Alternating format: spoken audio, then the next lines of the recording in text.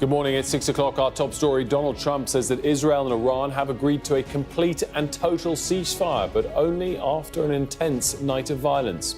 Plus, Ukrainian leader Volodymyr Zelensky speaks exclusively to Sky News and warns that British companies are still helping to arm Russia. It's Tuesday, the 24th of June. Your headlines. Donald Trump hails the end of what he calls the 12-day war between Israel and Iran. As he heads to the NATO summit in the Netherlands, the US president is claiming his biggest foreign policy win. At least 3 Israelis killed as Iran launches 6 waves of ballistic missiles in the early hours of this morning. Also ahead, Ukraine's president tells Sky News that weapons components from the UK are finding their way into Russia despite sanctions. Of course, UK companies never delivered a weapon to Russia. Of course not. But there are some components from some companies. And nearly 100 Labour MPs join a rebellion against the government's plan to cut disability benefits.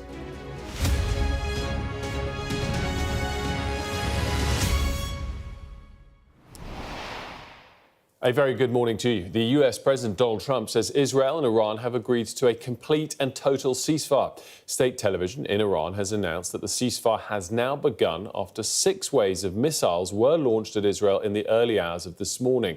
There's been no official comment yet from Israel.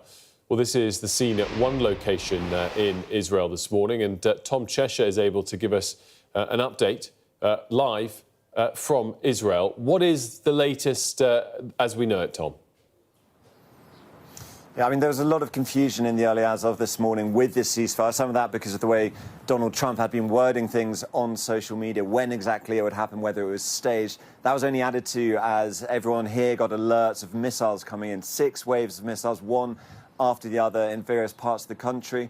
Most of those missiles were intercepted, but in Beersheba in the south of Israel, at least 3 people have been killed after a missile seemed to hit a residential block. This is the first fatalities in a number of days in this war, and there are local media reports that that number might rise indeed. On the other hand, we haven't heard from the IDF about any operations they may have carried out. Despite all that, this does happen with ceasefires. Israel has done the same thing, for instance, last year in its war with Hezbollah in Lebanon. When that ceasefire was announced, Israel continued to strike Beirut right up until the last minutes of that ceasefire. So it doesn't necessarily imperil it, but this loss of life does throw into question what an Israeli reaction might be. As you say, we haven't heard that yet. We haven't had the text of a ceasefire yet. But since that deadline has passed 7 a.m., we haven't had further alerts here in Israel. Iran saying it got those in before the end of the ceasefire. Whether Israel respects that, whether it is really that pause in hostilities, because ceasefires are very, very fragile things. And this has been a very fast-moving situation from last night, that attack on a US base in Qatar, to where we are today. It is a tense moment to see whether there is that reaction. We haven't had that yet. But the latest is that at least 3 Israelis have been killed in that latest wave, potentially a final wave of Iranian missiles. Fast-moving, tense, no doubt about it, and just hugely significant, Tom. Talk us through how the news of the ceasefire as it was being tweeted out kind of went down there in Jerusalem. And I know we haven't had that official word from the government there yet, but presumably, all things considered, there's no way Netanyahu can ignore what President Trump wants, in the short term at least. Well, especially since he's got what he wanted from President Trump in terms of that spectacular B-2 raid, which Donald Trump has again hailed as it. I mean, all these sort of pronouncements happened. Donald Trump saying this should be called the 12-day war, reminiscent of the 6-day war fought by Israel. That's something that Iran won't like. And it was notable that Iran, when it said it was ceasing its fire, it said it was a result of the pressure it had put on its attack on that US military base. But all of that was really well telegraphed ahead of time. US and Qataris knew it was coming. There were rumours flying around, but very credible rumours a long time ahead of that, flights being avoided. So this looked like the famous off-ramp, a word we've heard a lot of over the past few days. And it's very easy for both sides at this stage to claim victory. That latest missile strike getting through and killing Israeli civilians, that does complicate things. But as it stands, every side can still take this as a win. So we'll wait for that official confirmation. But I think at least on the Israeli side, they can see this as job done. They've absolutely pounded Tehran over the last few days, and we'll wait news of what might have happened last night, what operations were carried out. But as it stands, it does feel a bit quieter, and this might be the moment that war does come to an end after Israel will say it's achieved pretty much everything it wanted to over the last 12 days. Tom Cheshire, fantastic stuff. Thanks very much. Well, we're going to get a live report from David Blevins in Washington in just a moment. But before we do, it has been an extraordinary 24 hours. And here is David's report summarising all of that. Through the fire, a path to peace. That's what President Trump believes he has carved. Iran's retaliation for American airstrikes, ballistic missiles, launched just hours before Donald Trump's audacious claim. Congratulations to everyone, he posted. It has been fully agreed by and between Israel and Iran that there will be a complete and total ceasefire in approximately 6 hours from now, when Israel and Iran have wound down and completed their progress, final missions. Iran's missiles never reached their intended target, the largest US airbase in the Middle East, intercepted one by one in the sky above Doha. No casualties reported on the ground.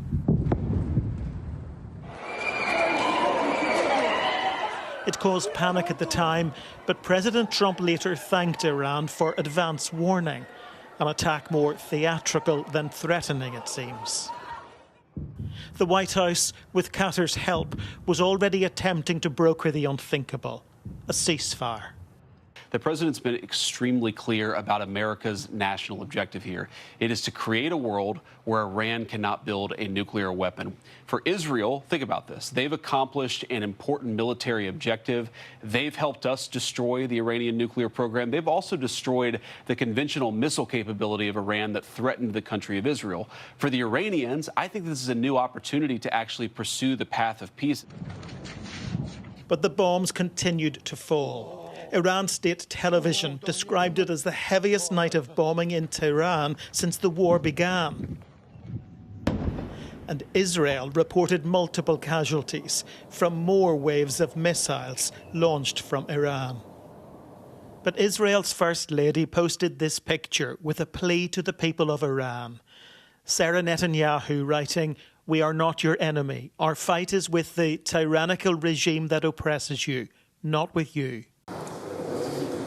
Iran's foreign minister, who met Vladimir Putin yesterday, said military operations against Israel had continued until the very last minute and that the Iranian armed forces remain ready to defend the country until their last drop of blood. President Trump called it the end of the 12-day war, his estimate of how long the ceasefire will last. Forever. An extraordinary 24 hours, David. I said it already, and you summarised a lot of it there. Obviously, there's been further developments overnight, and Tom Cheshire summarised that for us. Assuming this does all hold, this is an extraordinary victory for President Trump. Yes, this is an incredible claim. Donald Trump has not achieved a ceasefire in Ukraine. He has not achieved a ceasefire in Gaza. So this would be by far his biggest foreign policy win. Now, we're learning some more detail about how it all came about while we and the rest of the world were distracted by that reprisal attack of sorts by Iran over Doha yesterday. It seems Donald Trump was already engaged in high-stakes diplomacy, persuading Benjamin Netanyahu to sign up to a ceasefire, and then asking his friends in Qatar to do the same with Iran, to bring them to the table, and they did, with Vice President J.D. Vance only becoming involved later in the fine detail. And the fine detail includes this unusual timeline. The president suggesting that Iran would halt fire first. Now, they weren't doing that a few hours ago. We know there have been fatalities in Israel overnight. But if they have now called a halt, well, the president is suggesting that within 12 hours, Israel will do likewise. And within 24 hours, this will all be over. Now, If he achieves that, and that's still a huge if, it really will be remarkable. He will have gone from airstrikes on Iran to the most significant act of peacemaking in the Middle East in generations in the space of 3 days, and announced that in a post on social media. That is the extent to which the world has changed under the presidency of Donald J. Trump. David, specifically to his critics, we could talk about them all around the world. We could talk about them across the political aisle in the US. But perhaps most interestingly, we could talk about them within his own movement, within the Republican movement, within the MAGA movement. Will this be a moment where he silenced them? If he achieves a ceasefire, I think it will silence them. There has been considerable debate, particularly on Capitol Hill and among the Republican Party and those who we describe as MAGA, Make America Great Again. Some of them are interventionists, but many of them are isolationists. They don't believe America should be embroiled in another foreign war. So they were fiercely opposed to military action in Iran. We're talking about people like even Steve Bannon, the former chief strategist to Donald Trump, people like Marjorie Taylor Greene, the Republican representative for Georgia. People have been very outspoken about intervention in foreign places, but also people who've been very loyal to Donald Trump. Their voices have been heard in recent days. Interestingly, their voices have not been heard since this ceasefire announcement. So they, like the rest of us, I think are just waiting to see what the next day brings. Well, on that note, David, we just talked about the salvo of missiles overnight, and we've just had a tweet from President Trump saying, "The ceasefire is now in effect. Please do not violate it." That, of course, coming from President Trump in the last couple of moments, and just brings us up to speed on all of those moving parts that we just discussed with Tom and David. It appears that despite some overnight missile exchange, that won't be considered as breaking the ceasefire, and the ceasefire that President Trump has announced over social media overnight is in effect. The question, as David said, remains to be seen how long it lasts in place. Now, from one conflict to another, Ukraine's president has warned that Russia could attack a NATO country within 5 years. Speaking exclusively to Sky News anchor Mark Austin ahead of today's NATO summit, Volodymyr Zelensky said Russia was arming itself and preparing for war, and that NATO countries needed to spend more on defence too. He also told us that British companies are still helping to arm Russia despite sanctions. Mr. President, first of all, Iran. Do you support the attacks on Iran? Because, of course, they were involved in Ukraine. They supplied Russia with drones and equipment. So do you support the attacks? Yes, the destruction of their capabilities, their capability to build weapons that will kill people. So yes, I believe this is a powerful and correct move. But isn't the fact that the strikes, the war, has drawn all the attention away from Ukraine, has drained many of the resources that may have gone to Ukraine, and isn't that a problem for you? It is a big problem, yes. The political focus is changing, and that is absolutely understandable. And this means that aid from partners, above all from the United States, may be reduced. And we wouldn't want that. But we do feel it. We understand it. And I would like people's lives to be the priority, not just one conflict over another. Because undoubtedly, there are conflicts in the world, and they should be minimized. And any war has to end, because people of various religions, of various ethnicities and nationalities die. Any war should end. It is a great pity. And the Russians will feel their advantage on the battlefield, and it will be difficult for us. Just on sanctions, I know from what Downing Street has said that you're unhappy with the way sanctions are working. Which companies? There are companies that you think should be sanctioned that are not being sanctioned, and this is critical equipment you think is still getting into Russia. Is that right? Санкції дуже важлива історія. Sanctions are a very important story, which is going to stop quick militarization in Russia, because components for their missiles, and missiles are the most painful strikes. Components for missiles and drones are coming in from other countries. Including the UK? Including the UK. Not too much, but including the UK. I gave the Prime Minister examples, but it's about... For weapon systems? Yeah. It's not weapon systems, it's components. Of course, UK companies never delivered a weapon to Russia. Of course not. But there are some components from some companies. It's from China, Taiwan, mostly China, Taiwan, but also Europe, also Germany, also Eastern Europe. We have evidence at Sky News that there are enormous flows of dual-use British goods, going to neighbouring countries, neighbouring Russian states, and then into Russia. And you are saying that has to stop?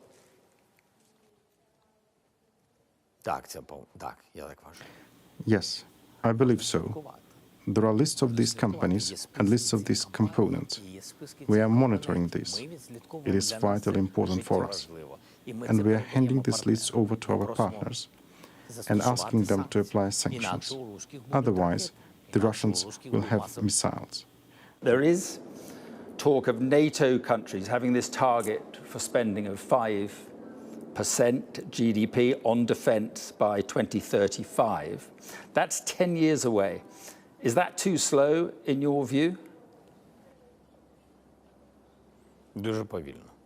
Very slowly. In my view, this is slow, because we believe that starting from 2030, Putin can have significantly greater capabilities.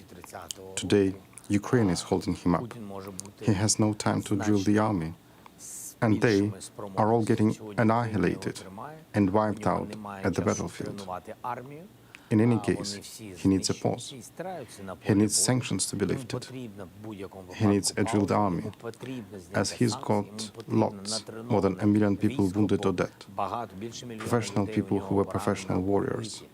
And now he's got non-drilled ones. And 10 years is a very long time. He'll have a new army ready by then. So, sorry, excuse me for interrupting, but do I understand you? Do you think that Putin could attack another NATO country within 5 years, test Article 5 within 5 years or fewer number of years? Precisely. I believe so. A matter of months? Could he do it within months, do you think? No. I don't think he's ready for that.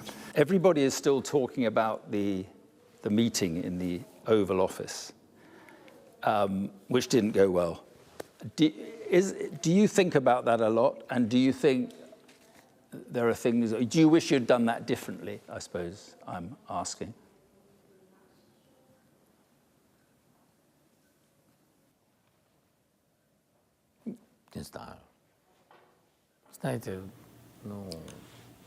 I don't know. You know, we need to be honest. I think it is one of Ukraine's main character traits to defend the world and to support. And the reason the world supported us is because we were honest. We did not provoke the war. We did not give up our values. We did not succumb to the ultimatums. We were honest, and I believe I conducted myself honestly. Maybe some don't like it, but it is what it is. What went through your mind as this meeting unraveled? Я дуже хотів, щоб Америка була. I really wanted America to be a strong partner. And to be honest, I was counting on that. And indeed, there were things that don't bring us closer to ending the war. There were some media. The media people standing around us were talking about some small things, like my suit, but it is not the main thing. Did you feel bullied? Did you feel bullied in that situation? I would rather not answer this question. The war is not going well. There's no sign of peace. Your relationship with Trump is not great. Despite all that, you say you're going to carry on. You still think you're the best man to take Ukraine through this?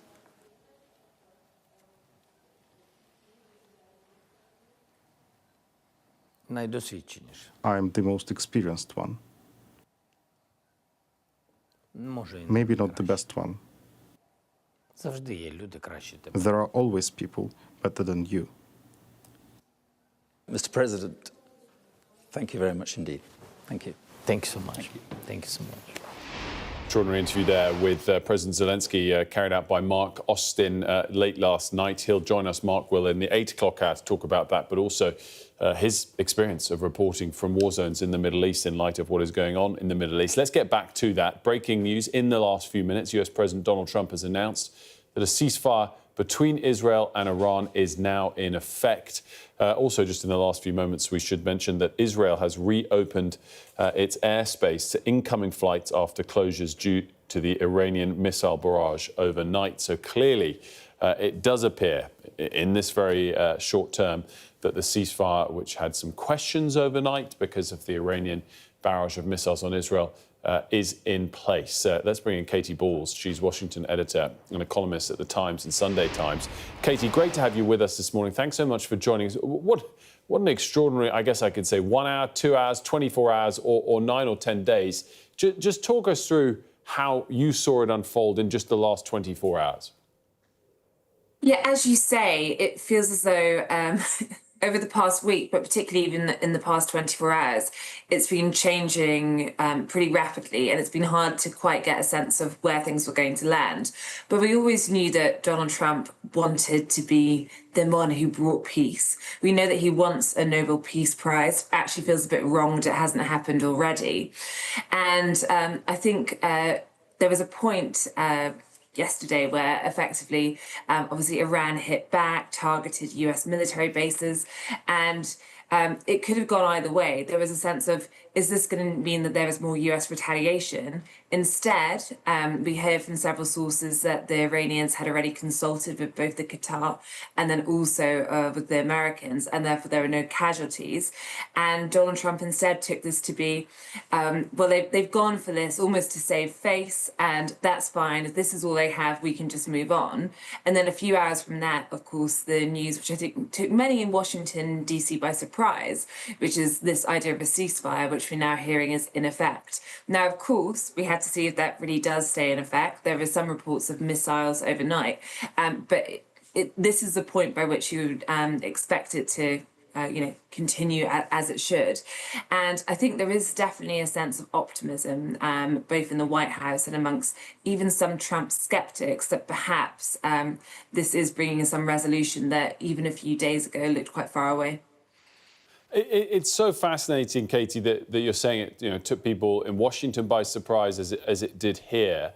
Do you get the feeling, being close to it all as you are, that there was a plan here from President Trump, or that he is being reactive to what's going on? Either way, I guess he'll be able to say to his critics that, look, my show of force has worked, and his peace through strength moniker is in action. Yeah, if it holds, of course, he will be able to say those things. I mean, I think where Donald Trump has been consistent is in the sense that he has not been talking about regime change in a serious way. Now, there was a tweet on True Social where he talked about regime change and saying, oh, it gets a bad rep, make Iran great again. And that did, I think, spook a lot of the Make America Great Again base. But also he tweets a lot of things. I think generally speaking, it's been quite clear that Donald Trump saw this whole mission and so forth as trying to stop the development of nuclear weapons, rather than what some Republican senators have been talking about, which is a mass regime change. And therefore, you've seen Donald Trump, who obviously likes to talk about the art of the deal, changing tack at different points. And I think some of that is to keep your opponent guessing. He has said before that when he defines America first, some in the party would define it as isolationist, but he said it's being more unpredictable in terms of your foreign policy. And I think that if we do look at some of the things that have been said over the past week or so, he definitely has kept his opponents guessing. And that can mean that you can perhaps bounce people into positions that they wouldn't go along with if it was a bit more conventional. Has he also kept, Katie, his allies guessing? Obviously, it's a big area of discussion here, and we'll be joined by Pat McFadden shortly. But I guess my question is both relating to international partners, so I think we know he has kept guessing, but also his allies domestically. What have we learned in the last week about who his allies really are, who he actually listens to? Well, I think we're definitely getting a sense of those who are the most trusted and those who Donald Trump will speak to. And of course, when he gave the brief speech on Saturday night, you had J.D. Vance, Pete Hegseth, Marco Rubio all stood behind him, all potentially tipped to one day be successors.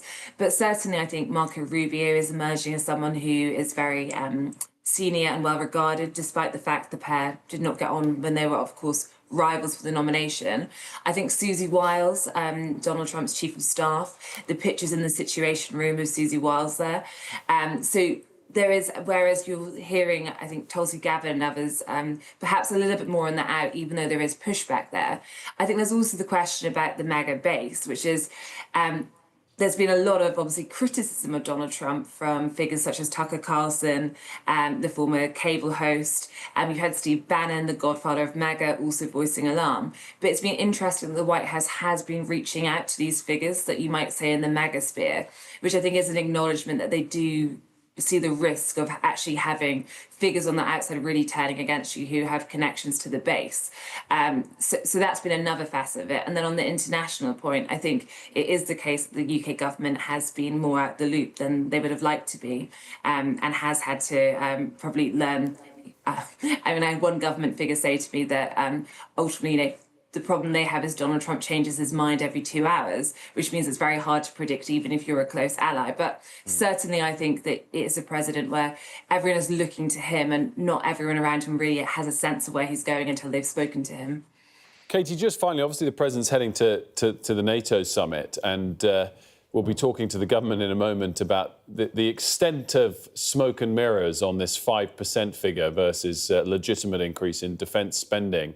But as you've kind of pointed to in some of the earlier parts, the president does like to claim a victory when there's legitimate sort of grounds for him to do so. And what's your take on this announcement from all these non-US NATO members of hitting 5%? Is he going to continue to criticise them and say it's not enough, or I'll believe it when I see it? Or is this a moment where he can change his tone towards European allies and NATO and claim this as a victory he orchestrated? I suspect it would be seen as at least a partial win, on the grounds that does anyone really think that these countries would be talking about 5% without the pressure from the White House and Donald Trump? Of course, as you point to, there's a serious question as to where the money is coming from, how these things come to land. But I think Donald Trump, as you say, does like to take a win. I mean, the UK-US trade deal, we had that big press conference in the Oval Office, both with Donald Trump really talking it up. And then, of course, it wasn't signed or fully agreed for some time after that. So I think if he wants a victory lap, the UK and others have given him something that he can point to. And I suspect that after the initial ceasefire that's been agreed, he'll be heading to NATO on a high and wanting to continue that sense that he is a president who is getting things done. And this does fit into that narrative. So it'll be quite helpful to the president and his team. Great stuff, Katie. Thanks so much for joining us. We really appreciate it. As I said, we're going to be joined by the government, by Pat McFadden, no less, in just a few moments. But first of all, let's just get another update from the region. Tom Cheshire's in Jerusalem for us. And a reminder of the breaking news that we got, 15 minutes ago from President Trump, that the ceasefire is now in effect. Tom, bring us up to speed for people just joining us. He initially announced it late last night. Then overnight, there were questions because of some missiles that did penetrate Israel. I guess relief to see that tweet from the president in light of all of that. Just bring us up to speed. Yeah, I mean, we're having a lot of clarity now. I don't think we necessarily had that before. There was some confusion over timelines, talks about the 12th hour, the 24th hour stage of this, perhaps that Israel would be allowed to continue hitting targets in Iran, even while Iran was keeping to that ceasefire. But I think things are settling down, both with Iranian state media saying they're observing their ceasefire. They're saying they're the ones who sort of came up with it rather than being bullied into it by Donald Trump. We still haven't had official confirmation from Israel. What we have had is an update on the number of people killed in those 6 waves of ballistic missiles in the early hours of this morning.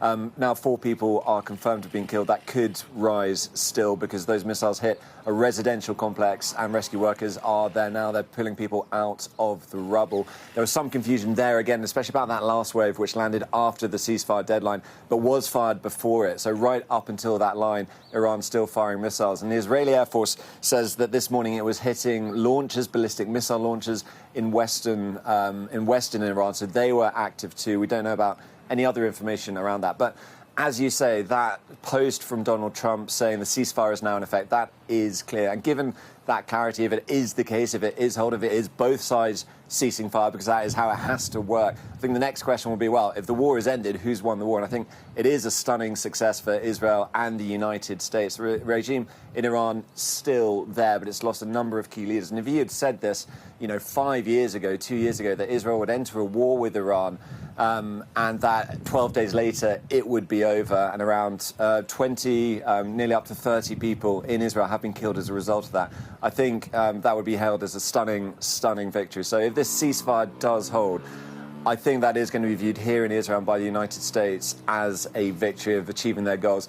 The lingering question is what it means for Iran's nuclear program. Obviously, Fordo, that site was hit by B-2 bombers, the only Air Force capable of hitting it that deep. We don't know what it means for Iran's nuclear program. We've had J.D. Vance, the vice president, saying it's set back years, equipment has been destroyed. But what does it mean for the future leadership of Iran? You have a supreme leader who's 86 years old. He may not be in charge for long. There may be power struggles already as a result of this war.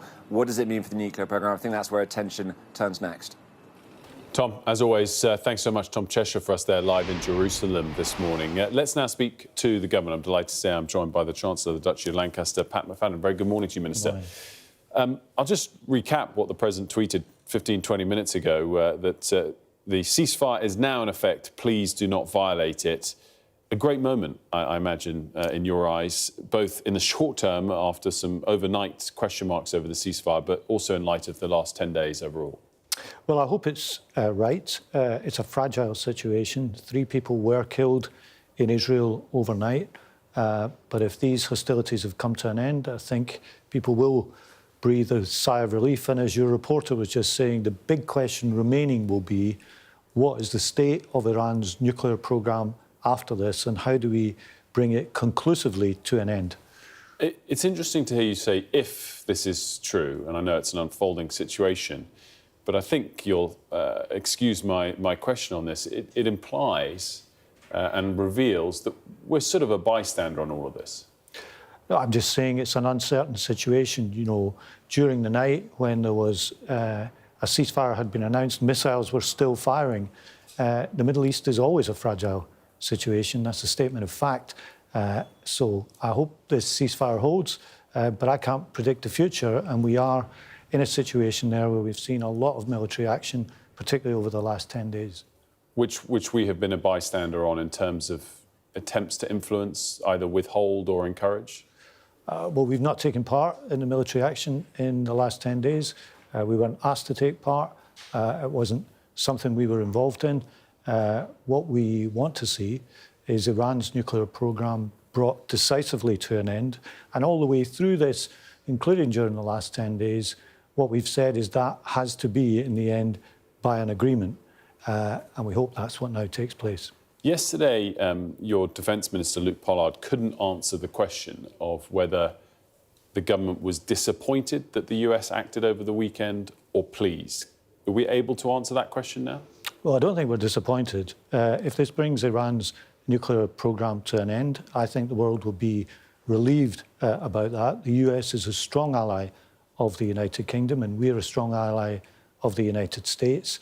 What we now want to see, if this ceasefire does hold, is Iran, having learned that it can't be allowed to proceed with this nuclear program, agreeing to bring to an end once and for all their attempt to develop a nuclear weapon. So I guess, I'll put it a different way. I mean, President Trump talks often about peace through strength. Is this an example of that in action? And I guess with that, do you commend the decisive action that President Trump took over the weekend? Well, you do need strength, and that's why we are announcing a national security strategy today as a means of reaching the new NATO goal, which is likely to be agreed at the NATO summit that meets today, of increasing our defence and security spending further to a total of 5% over the next decade or so. You do need strength in this world if you're going to have a peaceful world. That's something the UK's always believed in, and that's why we've always met our NATO commitments. Well, I'm coming to the NATO agreement, the next question, but just to round off that final one, do you commend the decisive action that President Trump took over the weekend to get us to where we are? Look, it's their decision. It's not a military action that we were involved in. What we now want to see is Iran agree to end its nuclear programme, and that's what I hope happens now. I need to update the breaking news that Israel has just said that 9 people were killed this morning, not 3. I guess we're both reacting. Well, that's what I mean about fragility. Yeah. You know, this is fragile, and I hope it really does come to an end now. I guess, again, we're both reacting to this live. I mean, would you have to commend Israel if they show restraint in the next 24 hours and adhere to this ceasefire? Well, I hope everyone adheres to it. The one country that doesn't come out of this as winners is Iran. But if Iran agrees to end its nuclear program once and for all, I think many countries will be relieved about that, not least many other countries in the Middle East. I mean, I know this isn't what you implied, but I just wanted to clarify. I mean, Israel's not been a winner in recent years either. Well, look, I'm talking about the events of the last 10 days. I think they've been a huge setback for Iran, and that setback isn't the only one that Iran has had. It's been funding proxies in the region for years. They've also had a setback there. If you compare the strength and standing of Iran now compared to, say, a year ago, there's a big difference. But the process is not finished because we don't know for sure that they have given up on their attempts to get a nuclear weapon, and that's what the world wants to see now. Let's talk about the announcement today. I mean, 5%, this is a sea change. It's a big step up, and it's a big step up that's been coming for some time. We set ourselves on this path with the announcement to increase defence expenditure to 2.5% of GDP over the next couple of years. This is a longer-term target today. The 5% is made up of 3.5% in core defence spending, what we normally understand as spending on our armed forces and our Army, Navy, Air Force and so on, with another 1.5% on broader security and resilience spending, things like border security, cyber security and so on. It's an ambitious target for NATO, but we've always met our NATO commitments in the past, and we'll meet these ones too. I'm sure you know my next question is, how are we going to pay for it? If we put to the side the kind of new parts of spending that didn't used to fall under this umbrella and just focus on core defence, 2.3 today, you've already outlined how you're going to get it to 2.5 by 2027. 3.5 is a long way ahead of that still.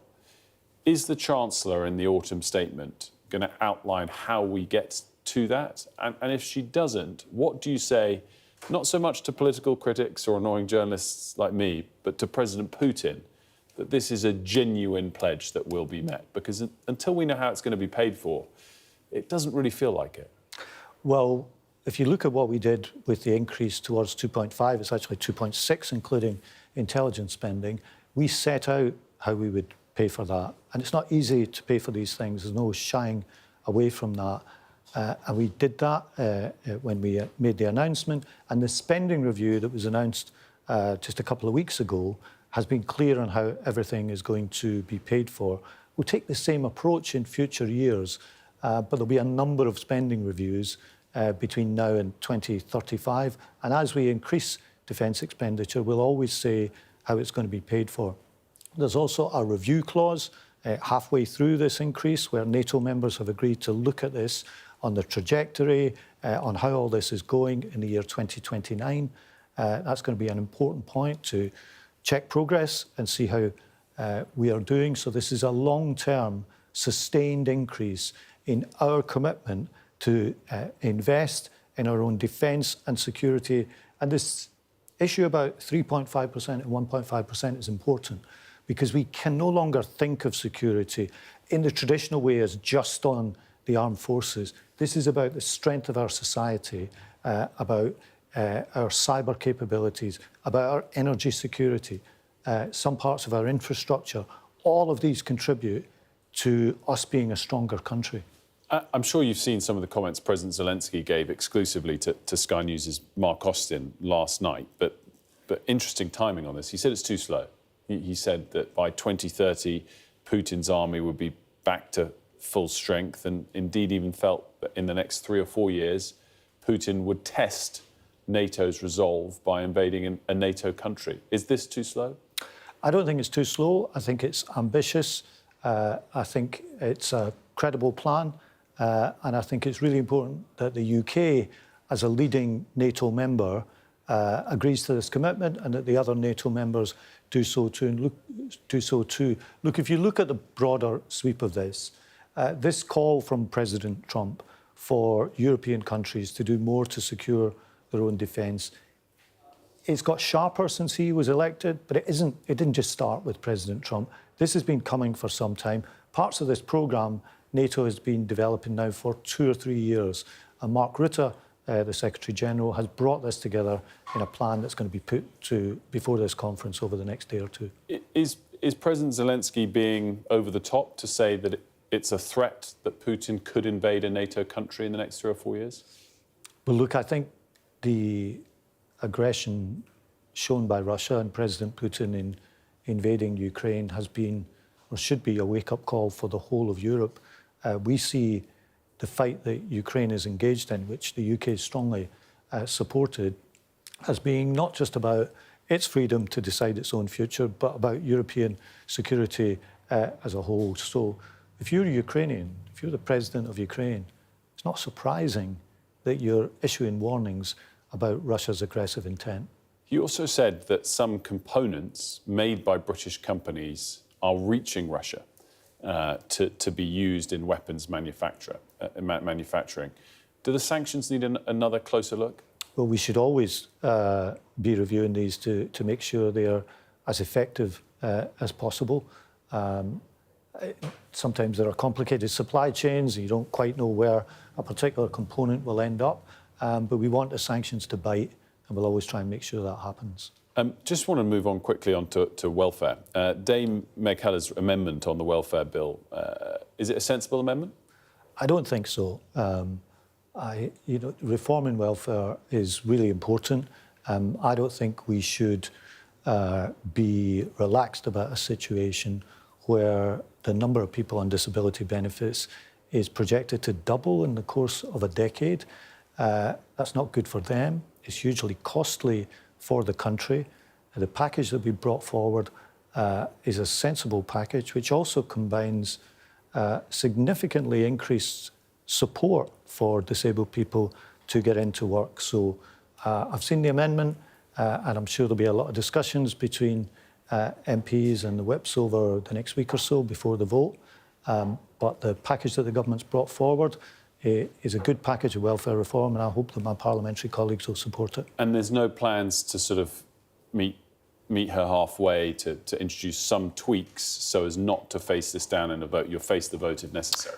Yeah, we'll face the vote, and we're always happy to talk to MPs, and if people have got concerns about the package, we will always talk to them, but we can't shy away from the need to reform the system, or else if we did, we'd be saying that we are content to see this grow both in numbers and costs year on year, even after these reforms. Mm-hmm. The number of people on disability benefits is still projected to increase. This will slow the rate of increase, but it will also critically get more support in place for disabled people who want to work.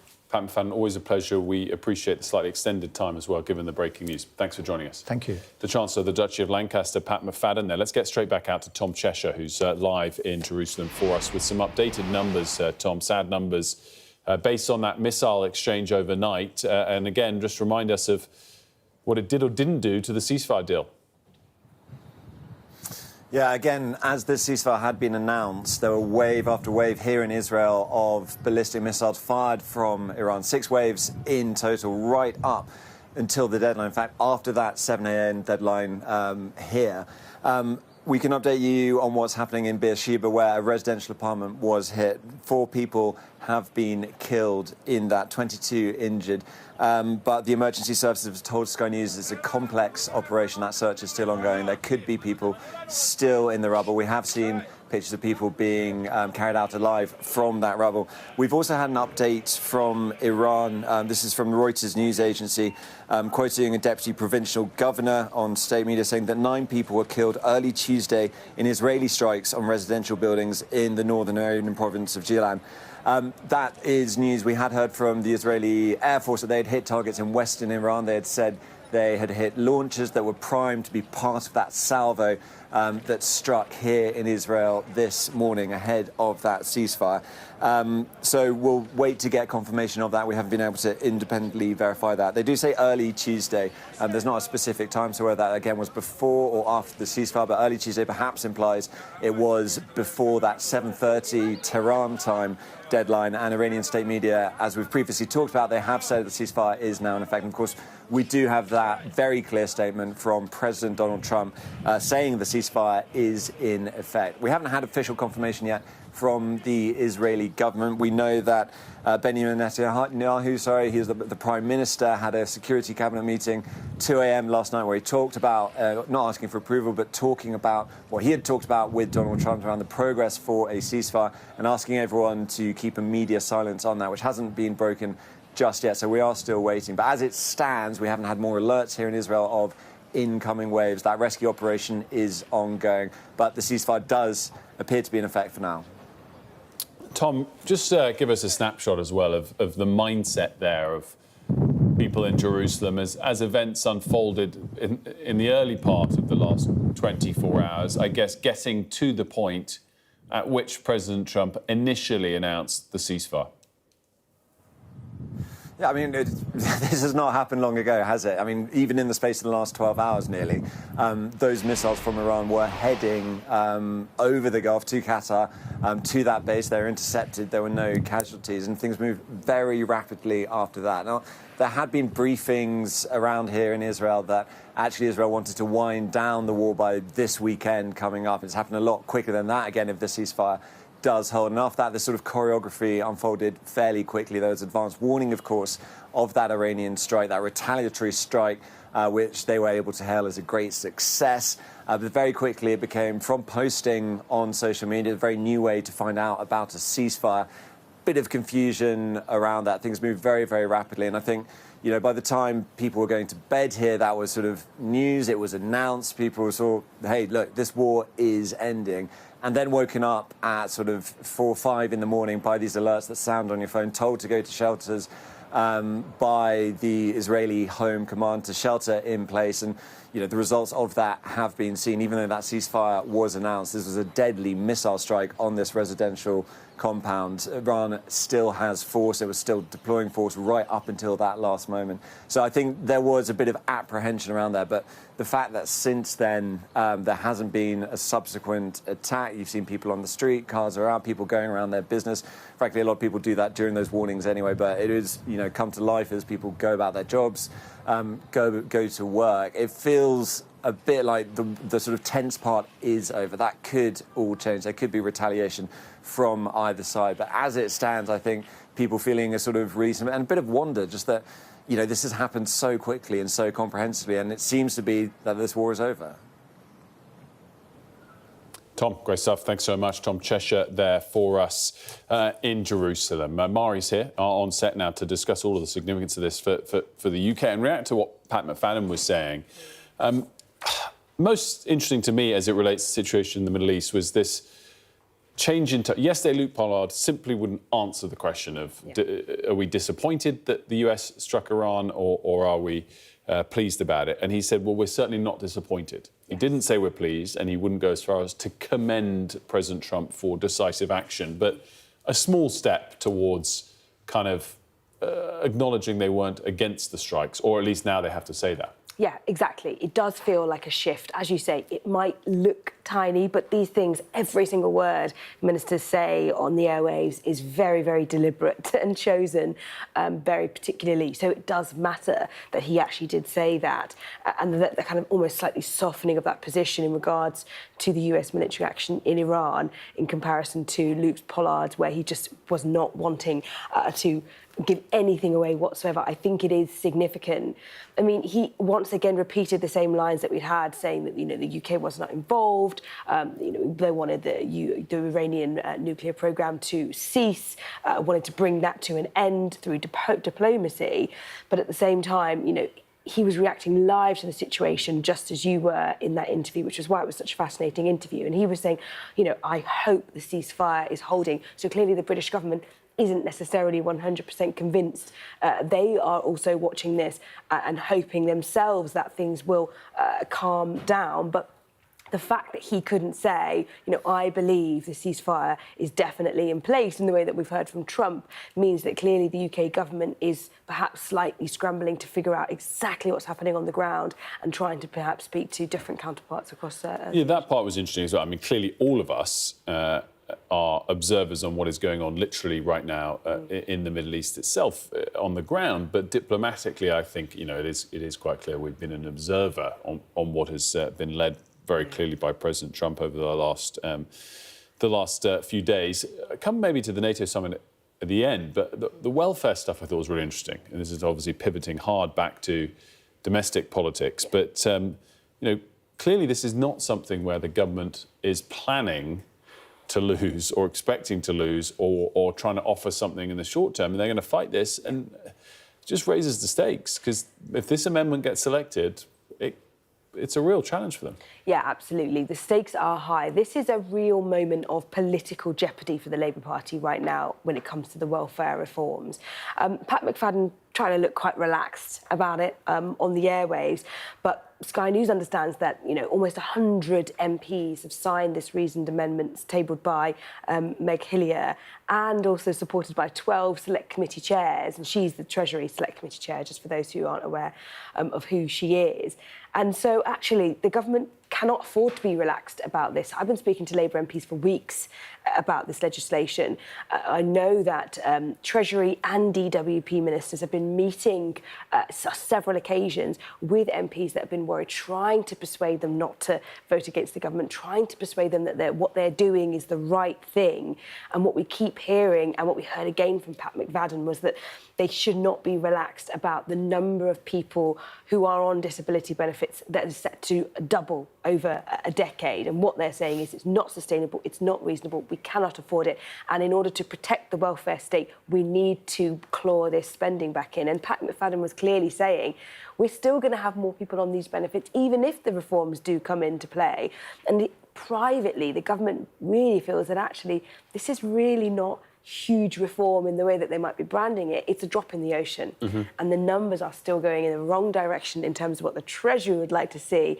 And so there's always been that kind of relationship between the Treasury saying this is way too much money, and then the more kind of DWP or, you know, your constituency MPs who are concerned on an emotive level, an electoral level, as to how you actually sell this to the public. Let's talk about the NATO summit, where obviously the PM will be off to. And with this big announcement, it looks fantastic, 5% of GDP, albeit 3.5% on sort of core defence spending. I think so much of the tone, all of the tone, really, will be set by President Trump. And if he's got something to celebrate in the Middle East, it does just make me wonder whether he'll then decide, OK, this announcement from NATO allies, maybe it's got a bit of smoke and mirrors about it, but let's jump on the bandwagon and celebrate it. So it's really interesting to me. We all have that question. How's it going to be paid for? Does it mean anything until explicitly it's laid out by the Chancellor? Pat McFadden didn't, you know, fully answer that question by any means. But the tone could be set by President Trump, and that might be a positive tone in the next couple of days.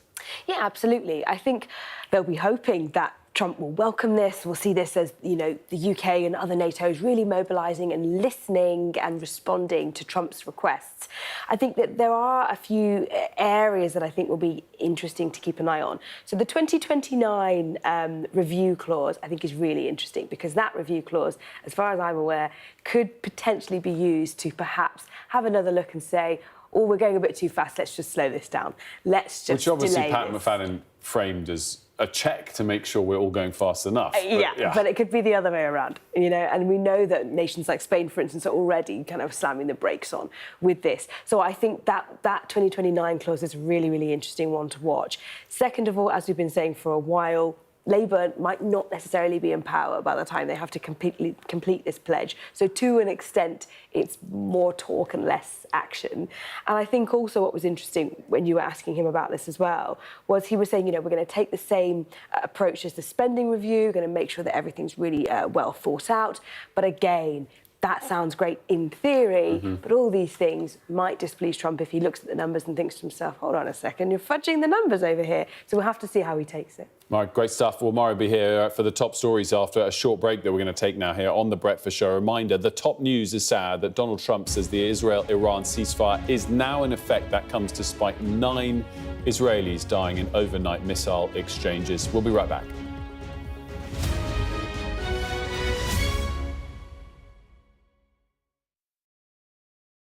I'm Stephen Murphy, and I'm Sky's Ireland correspondent based here in Dublin. The waters of Ireland and Britain should be home to great white sharks. If there are great white sharks in this area, there's no reason they wouldn't come here to feed. It's basically a buffet on a beach. This could be not only a record-breaking storm, but potentially the most dangerous storm ever to hit Ireland.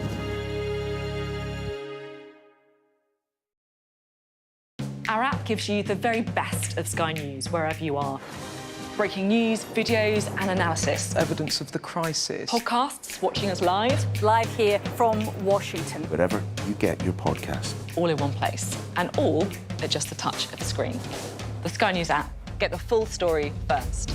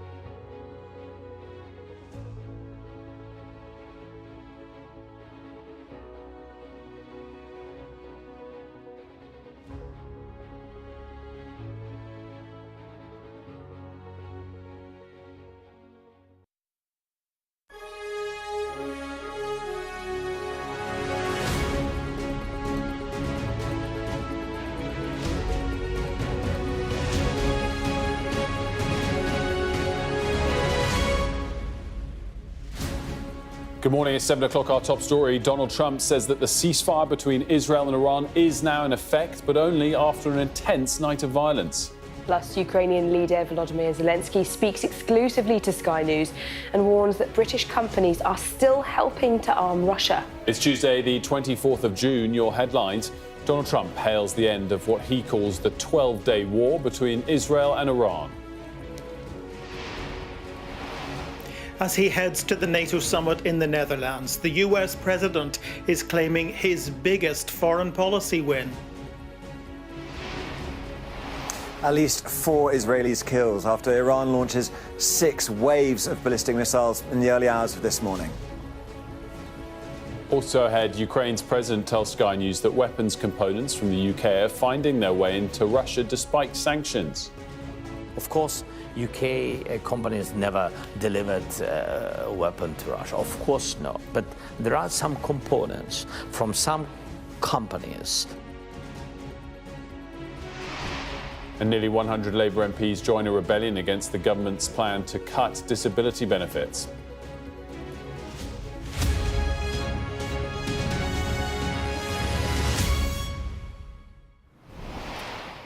A very good morning to you. The US President Donald Trump says Israel and Iran have agreed to a complete and total ceasefire, which is now in effect. State television in Iran has announced that the ceasefire has begun after 6 waves of missiles were launched at Israel in the early hours of this morning. There's been no official comment yet from Israel, where at least 9 people were killed overnight. And this is the scene at one of the locations where the missiles hit. Well, we've got all angles of this covered for you this morning. Tom Cheshire's live in Jerusalem. David Blevins is live in Washington for us. We'll be joined by Deborah Haynes shortly from The Hague, where leaders are gathering for the NATO summit. Tom, first of all, bring us up to speed, particularly with that situation overnight on the ground in Israel. I mean, it's been so fast-moving. Over the last 12 hours, around 12 hours ago, there were Iranian missiles flying at a US military base in Qatar. And things have moved incredibly quickly since then, often confusingly. There was this announcement of a ceasefire by Donald Trump on social media, but the timings were interesting. It was quite hard to work out exactly what was going on.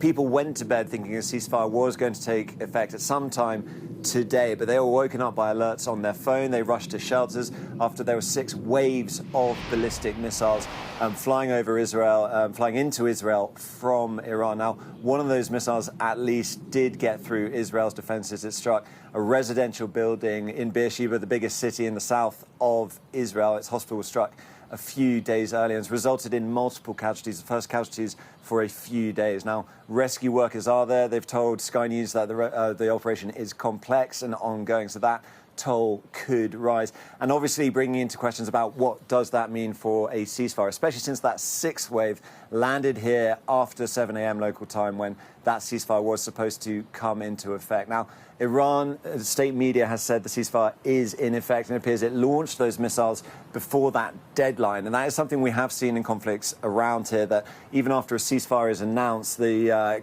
sides keep firing until that ceasefire takes effect. We saw it in Lebanon last year, where Israel kept hitting Beirut right up until its ceasefire with Hezbollah then stopped, although it has been hitting it since.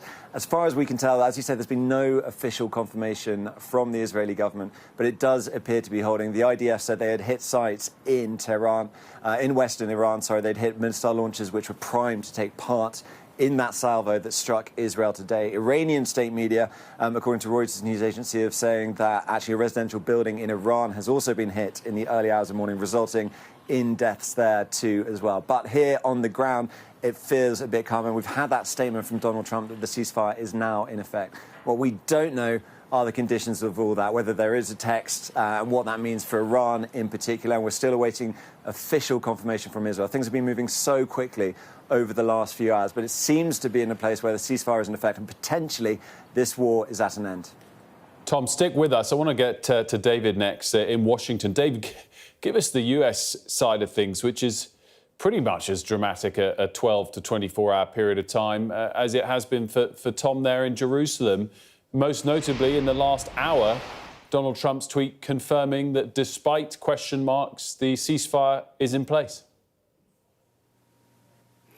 Yes, well, if the ceasefire is in effect, as Donald Trump is claiming, it is nothing short of a diplomatic triumph, unthinkable, really. And we're learning more detail every hour about how it came about. Now, on one level, he can claim this without any real risk, because if it holds, then he can take the credit for it. And if it doesn't hold, well, he'll simply blame whichever side is not maintaining the ceasefire. But you'll remember last weekend when the Americans pulled off that military coup to some extent by bombing Iran, they staged a decoy, sending B-2 bombers west to Guam, while others flew covertly east to carry out the strikes on Iran's nuclear facilities. Well, to some extent, they've done the same thing politically over the last 24 hours, because while we were all preoccupied by what was going on in Doha, those Iranian airstrikes yesterday, it seems the president was engaged in high-stakes diplomacy, hitting the phones, as Vice President J.D. Vance put it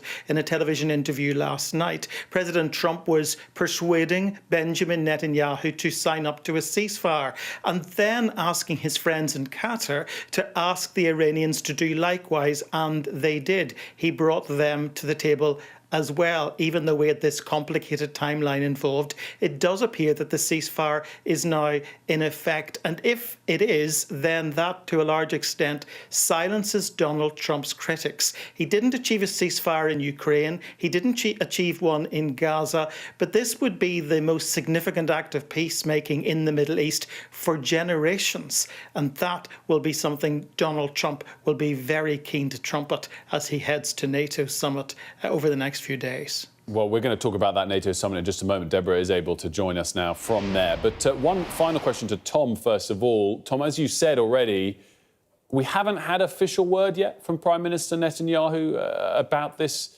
ceasefire and whether they're willing to observe it. But one would assume, or is this naive, that he has no choice but to observe it, at least in the short term, even despite that heavy toll of 9 people killed overnight by Iranian missiles?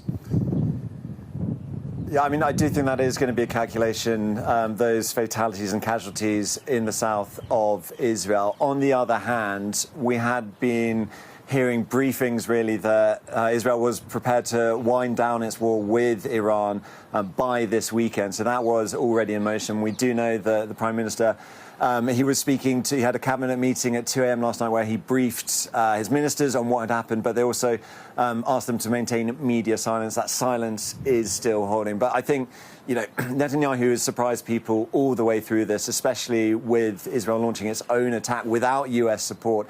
The US obviously coming in such dramatic fashion with that B-2 bombing raid and those Tomahawk missiles fired. But, he's really set the terms and the pace of this. And in terms of getting what he wanted was a US strike, and people doubted whether that would happen. That has happened. It's hard to see what more he could get. I think a lot of it does depend on the conditions of that ceasefire, especially when it comes to Iran's nuclear weapons program and what's entailed in there, because the whole point of this war, as it was framed here in Israel, was to stop Iran getting a bomb. Now, if they think that has been done, if they think the ceasefire is going to continue to get that job done, that will be good for Israel, be good for Netanyahu. This war has been popular. He's not always the most popular politician, but he's really achieved many of his strategic goals in a way that I think would be astounding to anyone even a month ago, let alone 5 years ago.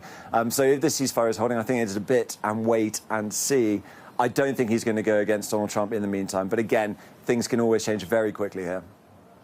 Deborah, in terms of the tone of the NATO summit, I guess we had been expecting it to be set by this 5% announcement, but it has a new kind of scene setter, tone setter, and President Trump will probably arrive in bullish form. Yes, and there had been a bit of concern since America launched its strikes against Iran over the weekend, and then the Iranian retaliation last night, as to whether or not Donald Trump would actually make the journey to The Hague to meet with his allies. But there's no doubt that he is coming now, and that will be a relief for people here, not least because they've choreographed the entire summit to make it more appealing to Donald Trump. They saw what happened at the G7, where he left his allies early, and they don't want that happening this time. He's going to be arriving late. He gets here this evening. Well, he'll be joining his NATO leaders this evening for a social dinner, it's described. And then main business is happening tomorrow. You've got the summit is sort of behind me, you can see in the background.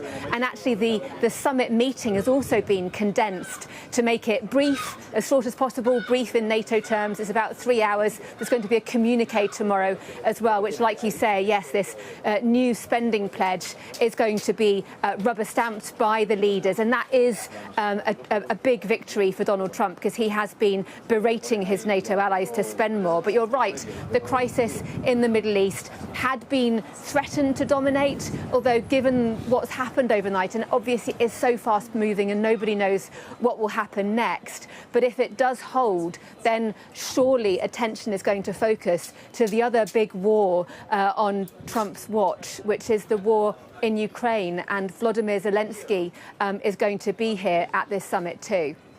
Well, and we're going to talk more about Mark Austin's exclusive interview with him in just a moment. But David, just to come back and round off this part of the conversation, what is the expectation in Washington as to the extent with which President Trump will be wooed by this NATO pledge? Is it 5%? Is it actually 3.5%? Is it not happening until 2035? Or is it significant that it's being announced at all? We all know he likes to claim victory when there's enough grounds for him to do so, and he's probably going to be in a positive mood. Is this a moment that he's going to embrace, or could it be once again something that he criticises his European NATO allies on?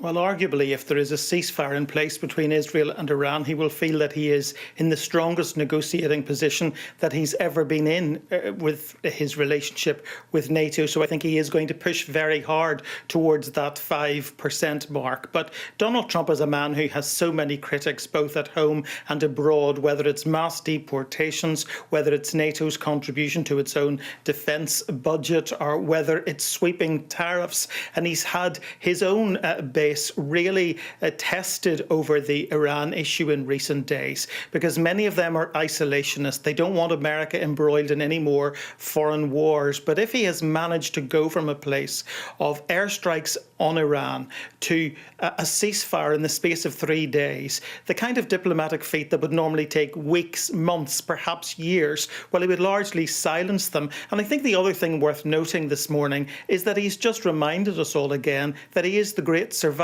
Just a couple of weeks ago, people weren't sure that Donald Trump would survive the very public spat, for example, between him and Elon Musk.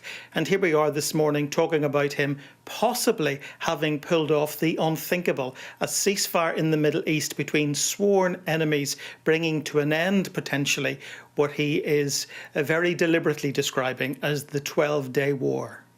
Fascinating stuff, Tom and David. Thank you both very much. Deborah's going to stick around because we want to get her reaction to Sky News' Mark Austin's exclusive interview with the Ukrainian President, Volodymyr Zelensky, who's warned that Russia could attack NATO within 5 years. Here is a taste of his interview with our Mark Austin.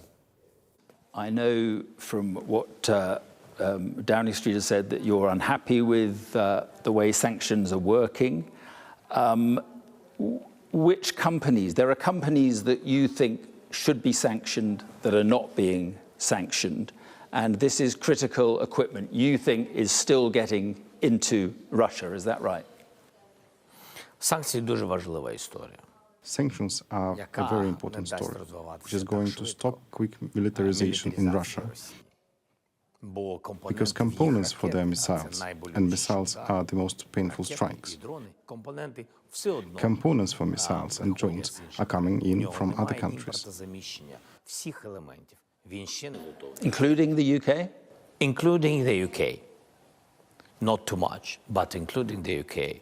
I gave the Prime Minister examples, but it's about... For weapon systems. Yeah. It's not weapon systems, it's components. Of course, UK companies never delivered a weapon to Russia. Of course not. But there are some components from some companies. It's from China, Taiwan, mostly China, Taiwan, but also Europe, also Germany, also Eastern Europe. We have evidence at Sky News that there are enormous flows of dual-use British goods, dual-use British goods, going to neighbouring countries, neighbouring Russian states, and then into Russia. And you are saying that has to stop?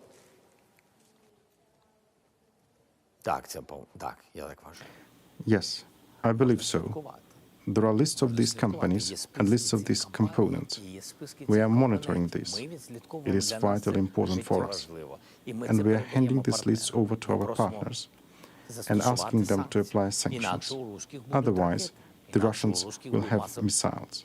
There is talk of NATO countries having this target for spending of 5% GDP on defence by 2035. That's 10 years away. Is that too slow in your view? Very slowly. In my view, this is slow, because we believe that starting from 2030, Putin can have significantly greater capabilities. Today, Ukraine is holding him up. He has no time to drill the army. And they are all getting annihilated and wiped out at the battlefield. In any case, he needs a pause. He needs sanctions to be lifted. He needs a drilled army, as he's got lots, more than 1 million people wounded or dead, professional people who were professional warriors. And now he's got non-drilled ones. And 10 years is a very long time. He'll have a new army ready by then. So, sorry, excuse me for interrupting, but do I understand you? Do you think that Putin could attack another NATO country within 5 years, test Article 5 within 5 years or fewer number of years? Precisely. I believe so. A matter of months? Could he do it within months, do you think? No, I don't think he's ready for that. You still think you're the best man to take Ukraine through this?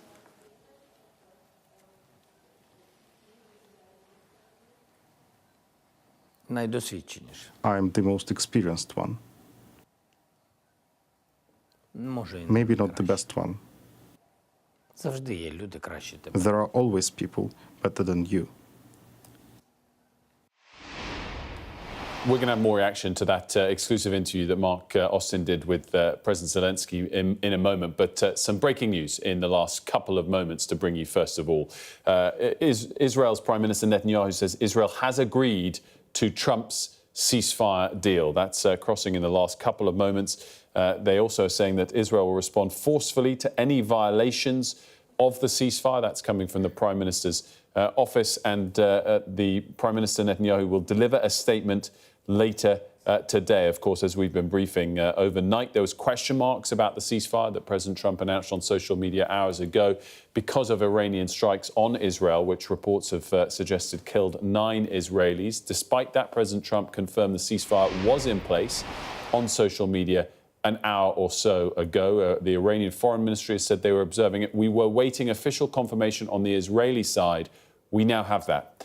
Prime Minister Netanyahu's office saying Israel has agreed to the US ceasefire deal. Let's get reaction immediately from Deborah Haynes, our defence and security editor, of course, is in The Hague this morning ahead of the NATO summit. If this now holds, we've got all of the parts in place, Deborah, in the short term. If this now holds, it's a remarkable achievement in what has been a roller coaster night, set of days, last 10 days. It really is, and a remarkable boost towards Donald Trump's hopes, maybe, of getting a Nobel Peace Prize. He's made no secret of that, has he? And it also really underlines the relationships, like it or not, in terms of people who have criticised Donald Trump and his foreign policy, but the relationships that he has cultivated, of course, with Benjamin Netanyahu, the two of them very, very close, but also with other regional powers, including in Saudi Arabia. All of those different machinations of relationships really count when it comes to trying to strike a deal. And if he has achieved what some would believe to be the impossible, a ceasefire of this eruption of war between the sworn enemies, Israel and Iran, then that is a huge moment, not just for his presidency, but for the whole of the Middle East. A key question, though, will be what next? Donald Trump said that he took that military action, joining in Israel's war over the weekend, striking 3 nuclear targets in Iran in order to stop the Iranians from getting a nuclear bomb, something Tehran has always denied its nuclear program was about. However, if there is any indication that that has not succeeded, that attempts to enrich uranium to military-grade level is still continuing, then that military action will have failed. And so then what will Donald Trump do next? At the moment, though, he is clearly going to take the win. Deborah, just got some further wires coming across. Netanyahu saying that Israel's achieved its goal of removing Iranian nuclear and ballistic missile threat, and also that Netanyahu is saying Israel thanks President Trump for support in defence and participation in removing the Iranian nuclear threat. We could talk all day long about what this means for President Trump in the short and the medium term, as you've already said. What does it mean for Prime Minister Netanyahu, who has been embattled at times on the global stage, at times domestically as well? This last 10, 15 days has been quite extraordinary for him as well. It has, and it has really diverted attention from the enormous and mounting concern about the awful humanitarian situation in Gaza in the wake of Israel's war against Hamas there. That is not resolved, and clearly attention will return to that. And in terms of what the Israeli Prime Minister is saying about removing the nuclear threat, it's hard to understand how he can possibly know that for sure right now, especially given the head of the UN's Atomic Energy Agency only yesterday said that it's going to take some time before anyone will be able to assess for sure the impact of the US strikes, in particular against the Fordow facility, which is buried deep underground. Tom Cheshire is able to join us now live from Jerusalem. Tom, all morning we've been wondering, maybe not so much if, but when we'd get that official confirmation from the Israeli side that they are adhering, in the short term at least, to this ceasefire deal. We have that now. Expand on it for us, because there's warm words in these statements as well from Prime Minister Netanyahu towards the US and President Trump. Yeah, and especially in terms of what they have been doing. We talked earlier about this, whether this could be mission accomplished for them. And the Prime Minister's office is saying that in light of the operation's objectives being achieved and in full coordination with President Trump, Israel has agreed to the President's proposal for a bilateral ceasefire. So saying it was Donald Trump's proposal there, but also saying that Israel will respond forcefully to any violation of the ceasefire. Now, that is important because, again, recent history here, Israel's ceasefire with Hezbollah in Lebanon, that has still seen Israeli strikes. There are still Israeli drones regularly flying over Beirut. And they're able to do that because they have more or less destroyed Hezbollah, and it's not a sovereign nation to the same extent. You know, it's a militia group rather than Iran, which is also a long way away. So when it comes to any violations, if they do happen, and how Israel might respond, there is the element of danger there that, you know, it takes one infraction. The other side of that is that these are two, you know, these are two nations, these are two governments. They're a long way away, so it would have to probably be quite a deliberate provocation. But what Israel has been doing in Lebanon, say, where it's pretty regularly conducting strikes in the south of the country against what it says is terrorist infrastructure, I'm not sure that sort of thing they'd be able to do that in Iran without Iran responding forcefully.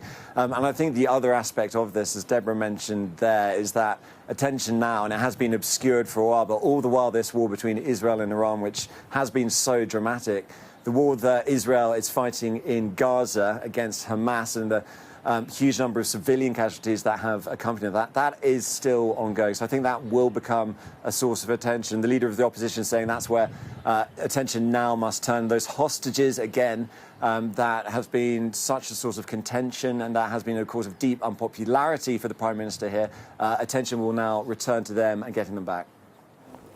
Tom, great stuff. Thanks so much for that. Let's bring in Ivor Bennett, who's in Moscow for us today. And Ivor, I guess we could reflect a bit on the Zelensky interview, of course, saying that the focus on the Middle East for the West is helping Russia on the battlefield there in Ukraine. But perhaps more pertinently, you know, the Iran foreign minister went to Russia yesterday to meet with President Putin. We talk about some of the European leaders being bystanders in all of this. I guess President Putin has been as well. This has been well and truly led by President Trump. That's certainly how it appears on the surface, Wilf. Yeah, but I think that meeting yesterday here in Moscow between the Iranian foreign minister and Vladimir Putin was certainly significant. Iran and Russia have very strong ties, of course, and there was a question about whether or not Russia would get involved, perhaps even lend some military support for Iran, which is something Russia, I think, was very wary of. They didn't want to do. But I think that meeting was potentially pivotal as well. We don't know, but I'll be very curious to know what was said in it and what kind of role Vladimir Putin has played in all of this, because he has been working the phones furiously in this last week, speaking to all the leaders involved in Israel, in the UAE, in Iraq, in America, in Iran, in China as well, pushing for a diplomatic solution, hoping he in turn could gain something from this as well. And I think he'll be very relieved at this ceasefire for a number of reasons. First and foremost, it preserves Russia's interests in the region for the moment because, as I say, Iran is a very strong partner and they don't want to lose another strategic ally following the fall of the Assad regime in Syria last year. They were very wary that things could lead towards regime change in Iran. So he'll be relieved from that standpoint. I think also relieved that it takes the pressure off Russia perhaps having to provide military support to Iran. They don't want to do that. They don't want to be dragged into another conflict whilst Ukraine is going on. But thirdly, as I say, if Putin has been kind of instrumental here and played a part in talking Iran down, then perhaps he could gain some leverage with Donald Trump. I'm sure that was top of his mind when he was meeting Iran's foreign minister, because if he's managed to bring Iran down from this and managed to make them agree to a ceasefire, then perhaps he can gain leverage with Trump when it comes to Ukraine and when it comes to US military support for Kiev. We don't know yet, but it's fascinating, I think, what went on behind the scenes. Ivor, thanks so much for that, Tom and Deborah, as well. For now, let's get the view from Iran. Abbas Aslani joins us. He's editor-in-chief of the Iran Front Page and a senior research fellow at the Centre for Middle East Strategic Studies. Thanks so much for joining us. News of this ceasefire now confirmed by Israel, Iran and the US in the short term at least. Is that a moment for celebration, a moment of relief, or a moment of disappointment? Yes, it's a bit early to make it somehow final, but Iran is approaching the ceasefire cautiously because there could be chance of violation from the Israeli side, because that has been the case regarding what has happened recently in Lebanon. But since the United States intervened and stepped in favor of Israel, that was the point that it was assessed that maybe Israel needs help from the American side, and this could not be a prolonged war because Israel by its own and alone cannot, walk this way. And in the past few weeks, we have been seeing, let's say, in parallel negotiations as well as military conflict. So that's why, at times that the United States or West has been highlighting a negotiated process or diplomatic process. Iran has been facing a military conflict twice, once from Israeli side, second time from American side.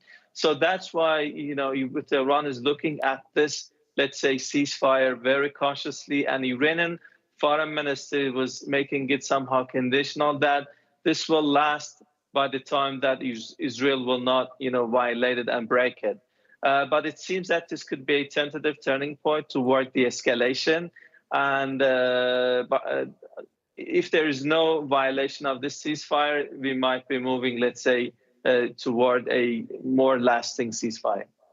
Talk me through how the news of Iran's missile attacks over US air bases, particularly in Qatar, also Iraq, yesterday was covered there in Iran.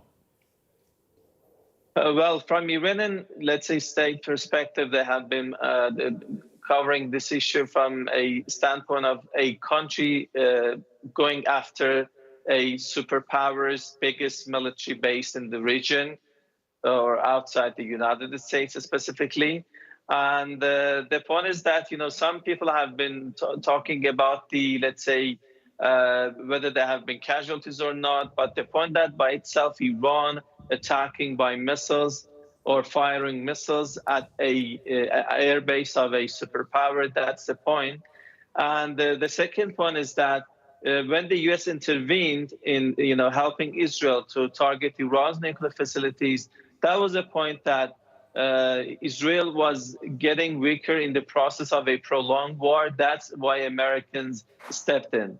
And Iran looks at this game in the longer run, if you want to talk it in a very short time, which is, ending within days, and a couple of, this could be a matter of a couple of weeks.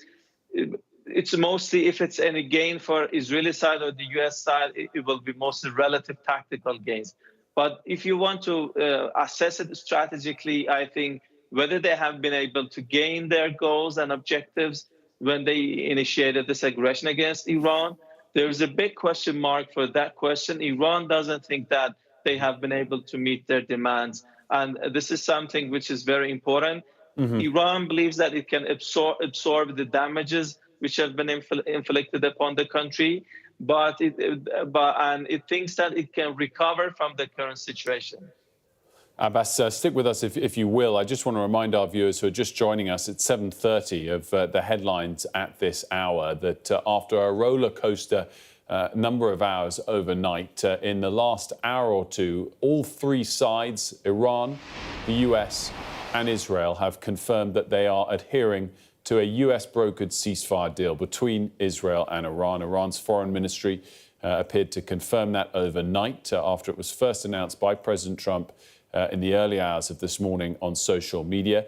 That was despite overnight some Iranian missiles penetrating Israel and causing 9 deaths.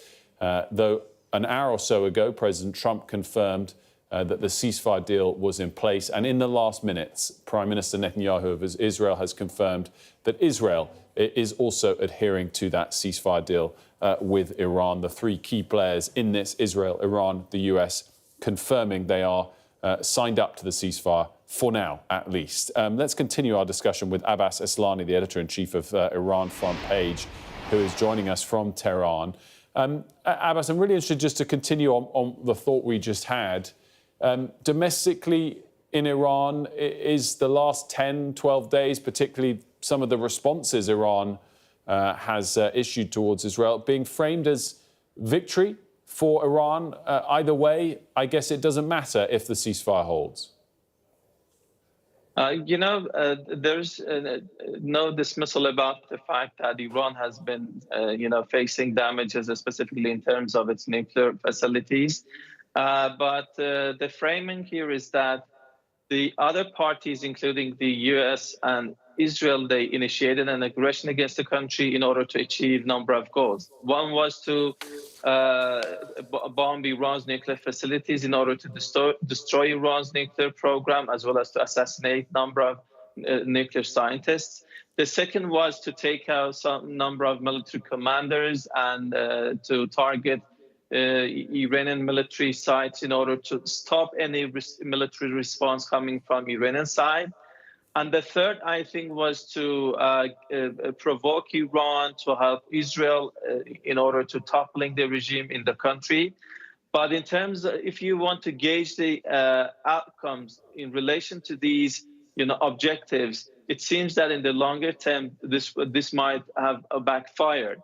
Because, it created a unity among the public supporting the government to respond against Israel, as well as the United States, because they were seeing this aggression against the totality of the country, not just against the government. The second point is that Iran's nuclear program holds, different crucial components. One is the facilities and the equipment that have been, damages to them. But Iran thinks that they can be recovered because it was domestically made in the country. The second point is that the nuclear material that have been relocated to a safe place. And the most important part is the know-how or the knowledge, which Iran thinks that cannot be destroyed or bombed. So that's why Iran believes that it can recover in a very short time. And this is also not achieved. And the other aim, which was to, target Iran's military sites and stop any response coming from the Iranian side. We had the answer to this question early this morning, because Iran targeted, Israeli, sites and places in Israel early this morning.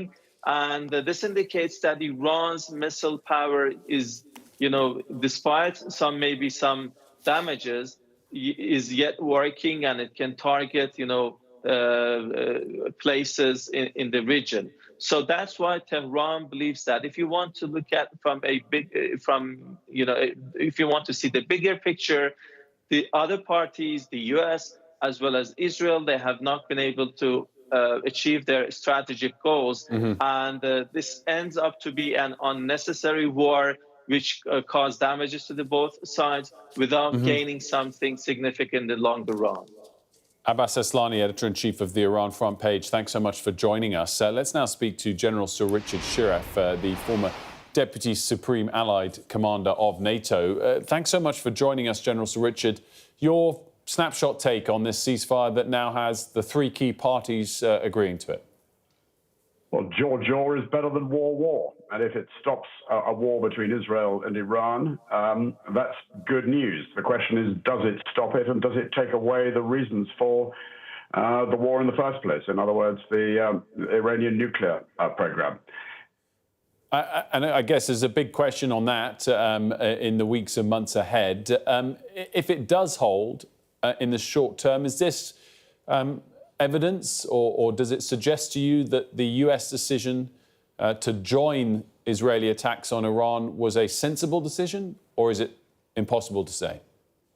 I'm not going to be drawn on that. But what my interest is what impact is this going to have on the war that we in the UK and Europe and indeed the transatlantic region should be focused with a piercing razor-like focus, which is, of course, Russia's war in Ukraine. The war between Israel and Iran distracted America, distracted you, the media, from the Ukraine war. And that is now the war that has to be focused on. And if Trump can miraculously come up with a ceasefire between Israel and Iran, now let's see him turn his attention properly to what's been going on in Ukraine.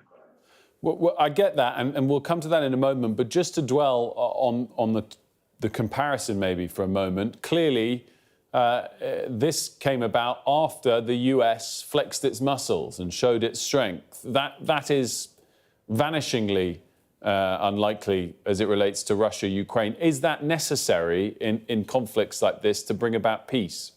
I think you make a really important point. Exactly that. And if the war, the ceasefires come about because America got involved, let's see that apply in the war between Ukraine and Russia, Russia's war in Ukraine. Why? The only thing that is going to lead to a lasting ceasefire in Ukraine is when Russia recognizes Zelensky as president, Ukraine as a country, and the Ukrainian constitution. That is only going to happen when Russia is forced to do so. It's not going to do so voluntarily. And the only way that's going to happen is when Russia faces defeat on the battlefield. So therefore, muscle is needed to make that happen. And that means muscle needed to support Ukraine to achieve that. But muscle's not going to come from the US in that war. Or maybe the US can learn the lessons of what it's just achieved between Iran and Israel and apply it in Ukraine. We shall see about that. Let's just dwell one more time on what the US did in Iran over the weekend. Were you wowed by the precision and the might that the US deployed? And bring it back to what we're discussing now. How far away are the rest of NATO from being able to do anything of that ilk? I'm not going to be wowed until I see the precise battle damage assessments. We don't know yet if this nuclear program has been terminated conclusively. As far as NATO is concerned, there's an awful long way to go before NATO is truly combat ready. We're going to see the summit coming up today and tomorrow. We'll see what that leads to. But there's a long way to go before NATO is ready to face and ready properly to deter the sort of Russian attack on NATO that President Zelensky was talking about in his interview with Mark Austin. Which, let's expand on that a little bit. You know, he said within 3 years, President Putin might test NATO's alliance, might invade a NATO country. Is that him being over the top, or is that realistic in your eyes? That's entirely realistic. I've been saying that for 10 years, that Russia is a threat to NATO, and Russia could test NATO. And when Russia, you want to look at it from the enemy's perspective. Putin will be looking at NATO. He will see a NATO divided by Trump and the American statement at the Munich Security Conference that America will no longer underwrite European security. He will be asking questions. What impact does that have on Article 5? For the first time in 76 years, there is now no certainty that the American president will come to the aid of a NATO member if attacked. That is exactly what Putin wants. Trump has given Putin 2 of his most cherished foreign policy objectives. He's cast credibility cast doubt on the credibility of NATO's Article 5, and he's cast doubt on America's commitment to Europe. Now, in that case, what does Putin think? NATO could well be a busted flush. I may well have a go at one of the Baltic states just to test NATO. Will NATO really respond properly? So I think we're in a very dangerous place, and President Zelensky is absolutely right to highlight the threat. What do you make of these pledges by European members of NATO to hit 5% of national security spending? But I guess the key point is 3.5% of core defence spending by 2035. Are you warmed, impressed by that? Again, forgive me for being cynical. 2014 NATO summit. All NATO members promised to reach 2% of GDP spent on defence within 10 years. Most NATO members have only just done that. 5% by 2035 is frankly, it's hot air. We should be seeing 5% within the next couple of years to really have any sort of impact. And NATO allies' feet need to be held to the fire on this. It's not, as much as anything, it's about genuine defence output and capability. What should whatever defence spending boost actually arrives, what should it be focused on relative to what's already being spent on? Well, I think a really good example of how it needs to be spent is the recent British Defence Review, which I think makes a pretty good fist of meeting the needs and the challenges for the sort of war that we need to be able to deter if we are to live in peace. And just finally, to round things off, one of the other things that President Zelensky said was that he felt some British components were reaching Russia and being used in their war effort. Is sanctions and economic sanctions something that makes a difference if it's enforced properly or not? Absolutely, it does make a difference. And again, President Zelensky is absolutely on the money on this. And where there are British and other Western companies whose dual-use components are being used in Russian weaponry, that absolutely has to be hammered. I would also highlight the fact that the European Union, in the last 3 years, has paid Russia 3 times for oil and gas what it has spent on weaponry for Ukraine. So secondary sanctions against those who are still importing Russian oil and gas absolutely need to be applied. Yes, sanctions have a really important role to play, because at the end of the day, if and when Russia is to be acknowledged that it is defeated, part of that has got to come from economic and financial measures, and sanctions are therefore a critical component of any strategy to undermine the Russian economy. General Sir Richard, thanks so much for joining us. We appreciate it as ever. Our Defence and Security Editor, Deborah Haynes, has been listening, and she's live in The Hague ahead of that NATO summit. Deborah, it's so fascinating hearing General Sir Richard there, and of course, President Zelensky with Mark Austin overnight. This idea that the focus of the West and of NATO needs to refocus back again on the conflict in the east of Europe rather than the Middle East. But even despite the extraordinary headlines overnight and this morning coming out of the Israel-Iran conflict, it's wishful thinking, is it not, to expect a significant change in tone, change in focus from the US president towards the Russia-Ukraine conflict? Well, the Hague summit here, this NATO summit, was never going to have the Middle East formally on the agenda anyway. It's very much all about rallying allies to increase defence spending as requested by Donald Trump. So I very much imagine the American president will be wanting to embrace that. I think a key thing to listen to, though, is where his focus is going to be. Is he going to be recommitted, regalvanized with this idea of the alliance which he has been so condemnatory of in the past? Or will his success, as he will view it, in the Middle East and his desire to shift American attention towards what they view as their primary threat, and that is China, just mean that this will be a further step of a loosening of this historic tie between European allies, Canada and the United States, that we have seen under a Donald Trump presidency. People in the alliance that I speak to worry very much about not just whether Donald Trump is going to be moving forces, military power out of Europe as he tells his allies to take greater responsibility for their own security, but could there even be an outcome where he makes good on previous threats to even exit the alliance? That would be a devastating blow here, and it's why the allies are doing all they can to try to woo Donald Trump. You will see a lot of people doing everything possible to make Donald Trump feel like the most important person in the room, clearly a position that he likes to hold, and that is why this whole conference is being shaped around him, keeping it short, sweet, talking about defence spending. There's a lot of smoke and mirrors, though, around that new target, and whether or not Donald Trump allows to accept the figures on the surface, or whether he's going to be critical, in particular, of allies like Spain that have said that they have no intention of meeting this new goal. Well, that could point to friction during the next day. Deborah, great stuff as always. Thanks so much for that from The Hague. A reminder, by the way, the final episode of Deborah's extraordinary podcast, War Games, is out today. It's been topping the charts. It's well worth listening to. It's linked to all of these areas, of course.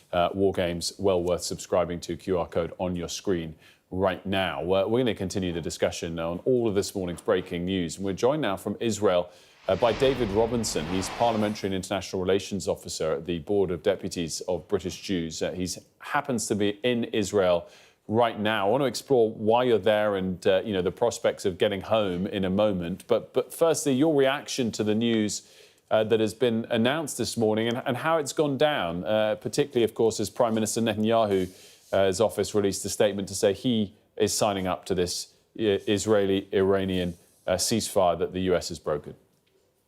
Yes, good morning, Wilfred. I mean, it's been pretty phenomenal, to be honest. We were woken up here by a siren at about 5 o'clock our time. We went down to the shelter this morning. None of us are really aware of the ceasefire news because of the time it came in. And then it's only then that people started to look at their phone and see that it came through. And the level of relief in this room was palpable, absolutely palpable. We then had 2 hours of consistent salvos and consistent sirens and the news about what was going on in Beersheba and the deaths, which did very much disrupt how people felt about it. But I mean, to be honest, I can only feel relief at this point that something has happened and there's hope for moving forward in terms of where we are here, in terms of any return home, in terms of sort of steps towards ending the conflict in Gaza and sort of the removal of Hamas, the return of the hostages, the step even further towards sort of peace in the region and the Middle East, I think this is a seismic change, or hopefully the beginning of a seismic change. And I think that a lot of people here feel the same way. What is, I mean, I know we're waiting for a national address from Prime Minister Netanyahu at some point today. What do you think the view is there towards him? And I guess at times he faces hugely harsh criticism on the international stage, but also has done domestically over the last year or so. Has the last 10, 12 days changed that? I think, I think Netanyahu is very much a wartime leader. And I think that he takes a lot of credit in that, and he takes a lot of, or believes he takes a lot of support from that. I think the general mood on the ground here is that, the legacy of what has been going on over the last 2 years, particularly with the hostage families and the fact that there are still so many hostages and so many hostage bodies in Gaza, I don't think it's massively changed people's general opinion towards him here.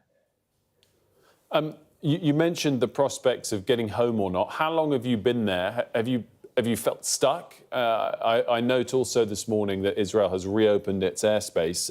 What hope does that give you that things could move swiftly from here? Yes, so I came out here on Thursday, the 12th of June, for a friend's wedding. I was meant to leave the following Tuesday. I'm still here, so I believe that's about 12 days. I have to admit, I'm sort of losing track of the days and what day of the week it is at this point. It gives me great hope. I mean, I understand that another UK charter flight has left or is... Well, I'm sorry, I think that's a siren. But it might not be, it might be a different type of siren, I'm sorry. Focus on that, yes, David. We're usually followed by an announcement, and we haven't had that, so I think this is something else, so don't worry. Please take your time. Go and investigate. I will take the time in the studio. Just come back when you know it's safe. But Thank you very much. Do focus on that first of all. Mari's here on set with me in the meantime. Mari, quite an extraordinary reminder just there of the tentative nature of this ceasefire. Now, it might have been nothing. It might have been an alarm clock in the background. But either way, hearing him announce and tell us how the last 10 hours has been. President Trump had initially tweeted about the ceasefire, but they were all having to rush downstairs into safe rooms. Quite extraordinary to be taken back to how it all has unfolded. Yeah, absolutely. I mean, it allows us to an extent as onlookers to just put ourselves in other people's shoes for a moment on all sides of this conflict in terms of the human experiences of those civilians in Gaza, in Israel, in Iran, when it comes to what they are facing, the terror, the fear, the panic, the confusion, as he was outlining the difference between the ceasefire being announced and then suddenly more sirens. David, I think we've got him back. So just because we have, let's go back. If you're absolutely sure that all is safe, David, just finish your final thought for us in terms of, I guess, you're waiting for updates from the Foreign Office in order to find out when you can get a flight home. So yes, sorry, I understand that there's another charter flight this morning, but only the people who are on that flight have been told that it's taking place. So we still are left in a state of uncertainty, other than what the Foreign Secretary said in the chamber yesterday, that more flights are coming. Many people have paid for these flights. Money has either left or not left accounts. In my case, the money actually hasn't left my account, so I'm still in that state of limbo. Airspace has opened, but we're getting mixed reports about whether or not flights are still allowed to leave or come in. And I also know that there are several people that are taking a boat out to Cyprus today. But even then, there was a lot of uncertainty about that because they were meant to leave here at 7 o'clock in the morning, and we were still in a shelter at 7 o'clock in the morning. So we're hoping this news of the ceasefire means that over the next couple of days, airspace will completely open, and the chances of repatriation or even the sort of allow the Israeli national airline opening up and getting us out and returning us home will happen. But the uncertainty does still remain unless we get some direct messaging, both from the airline and from the UK government, about how many flights they're planning to put on, how many flights they're able to put on, and the time frame to which they're going to look to get people out of the country. David Robinson, thanks so much for joining us. We appreciate it. Stay safe and good luck with your journey home. Mari is still here on set to discuss all this. And Mari, the tone going into the NATO summit has completely changed. Remains to be seen on the big announcement that the UK government is involved of, 5% of national security spending by 2035, which is 3.5% of core defence spending by then. Whether that is what tops the agenda and whether that is enough to please President Trump. But either way, the tone is going to be very different. Totally. I mean, you think to yourself, 12 months ago, just before the election, how different the conversation on defence was. There was wrangling between, you know, who had a slightly higher target, but they were all relatively low and small. Fast forward to 12 months later, we're now talking about 5% on GDP, and we're now talking about whether that's going to be enough, whether that's going to be enough to appease Trump, to defend ourselves, to really kind of show our adversaries that we mean business. The conversation has shifted so rapidly, never mind in the past 2 weeks, let's say, from what we were talking about before, where the UK government wouldn't be drawn on things like 3.5%, 5%, now suddenly committing to that, albeit 2030. I mean, I was also, put aside the pledges on defence spending, the tone on what was going to be President Trump's first gathering with international leaders since he entered this conflict in the Middle East. You know, he could have been behind closed doors berated or pressured or politely told by the likes of Prime Minister Keir Starmer, please don't do any more of this. Instead, they're all going to have to sort of say, well done, if it holds until now. And I guess in that sense, he will be becoming President Trump in a very sort of springing a step mood. Not that, of course, necessarily he listens to people either way or not, but he'll have kind of almost more grounds to stand by this. Mari, great stuff. Mari's going to stick around. Of course, we're going to take a very quick break here on The Breakfast Show. We will be right back with all the day's top stories, including that breaking ceasefire news between Israel and Iran. Just a couple of minutes.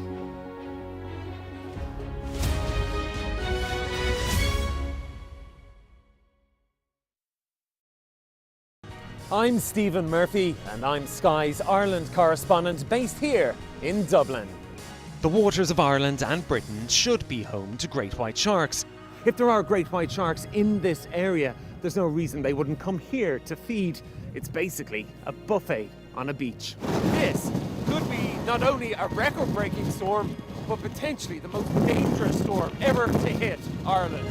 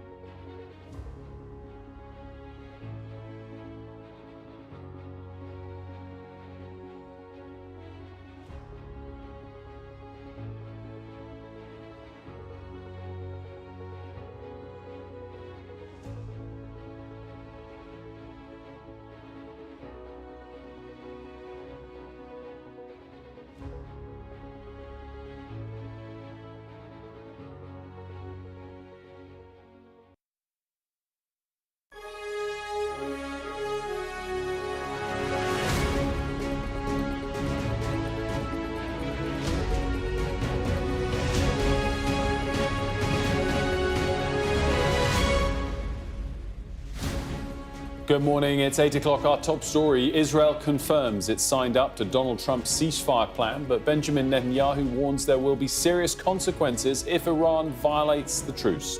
Plus, Ukrainian leader Volodymyr Zelensky speaks exclusively to Sky News and warns that British companies are still helping to arm Russia. It's Tuesday, the 24th of June. Donald Trump hails the end of what he calls the 12-day war between Israel and Iran.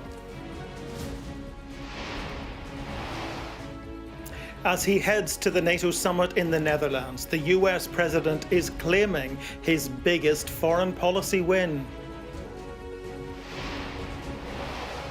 At least 4 Israelis killed as Iran launches 6 waves of ballistic missiles in the early hours of this morning. Here at the NATO summit in The Hague, allies will be waiting to meet a triumphant Donald Trump. Also ahead, Ukraine's president tells Sky News that weapons components from the UK are finding their way into Russia despite sanctions. Of course, UK companies never delivered a weapon to Russia. Of course not. But there are some components from some companies. More than 100 Labour MPs join a rebellion against the government's plan to cut disability benefits.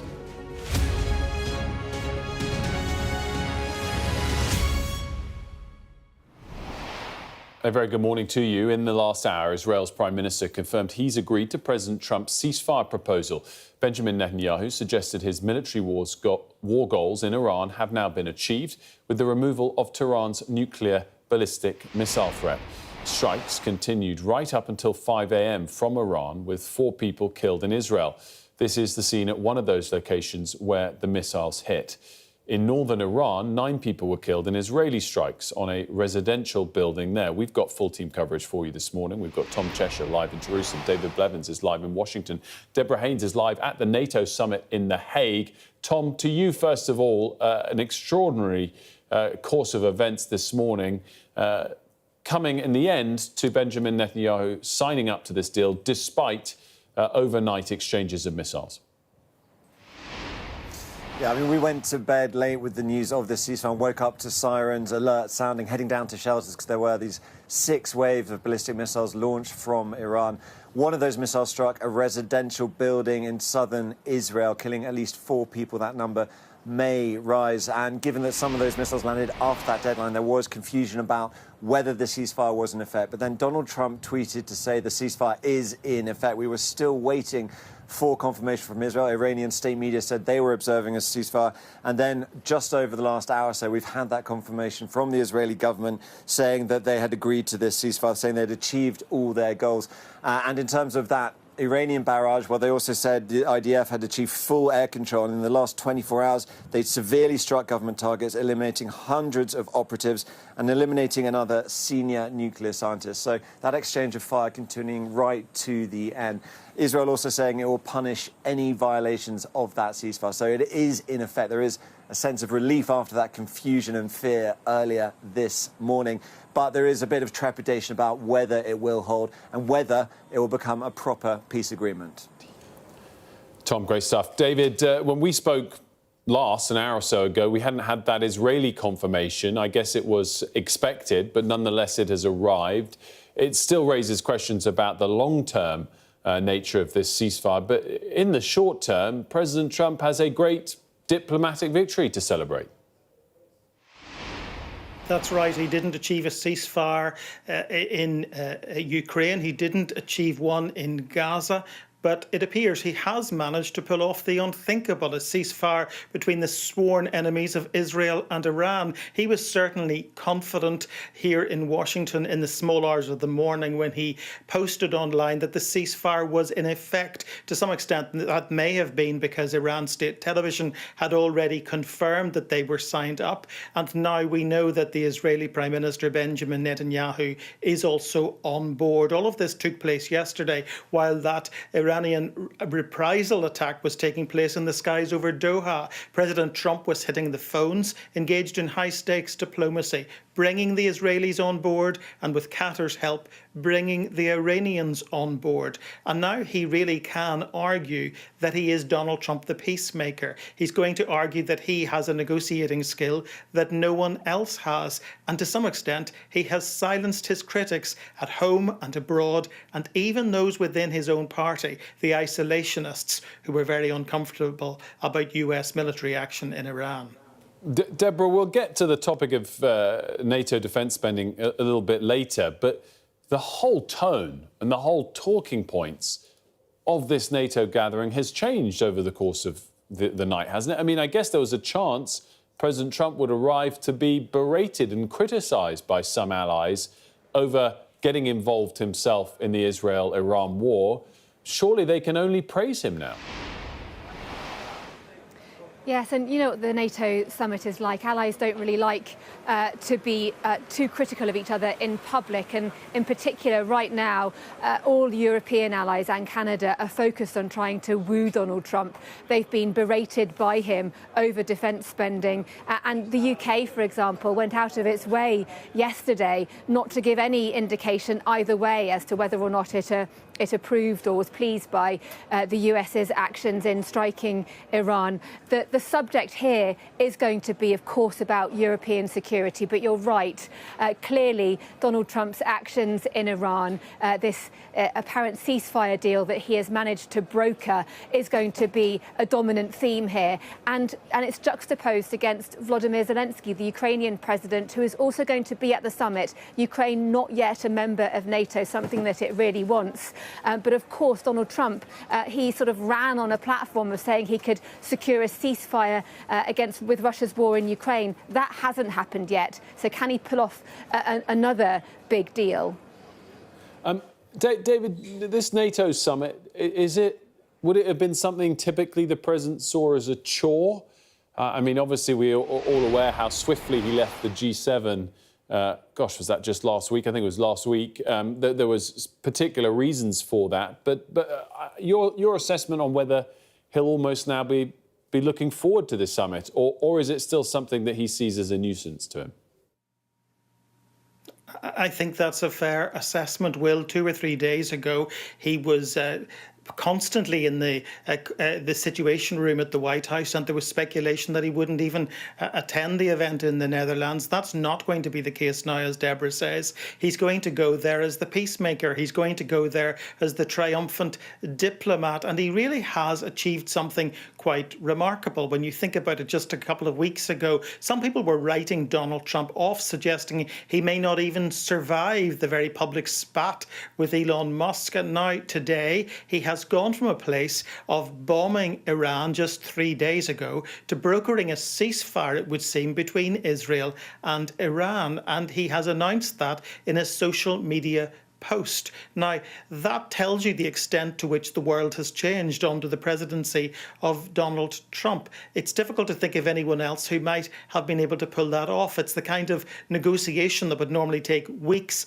months, possibly even years, and I suppose illustrates for us the extent to which Donald Trump brings a fresh approach, not just a controversial approach, to politics.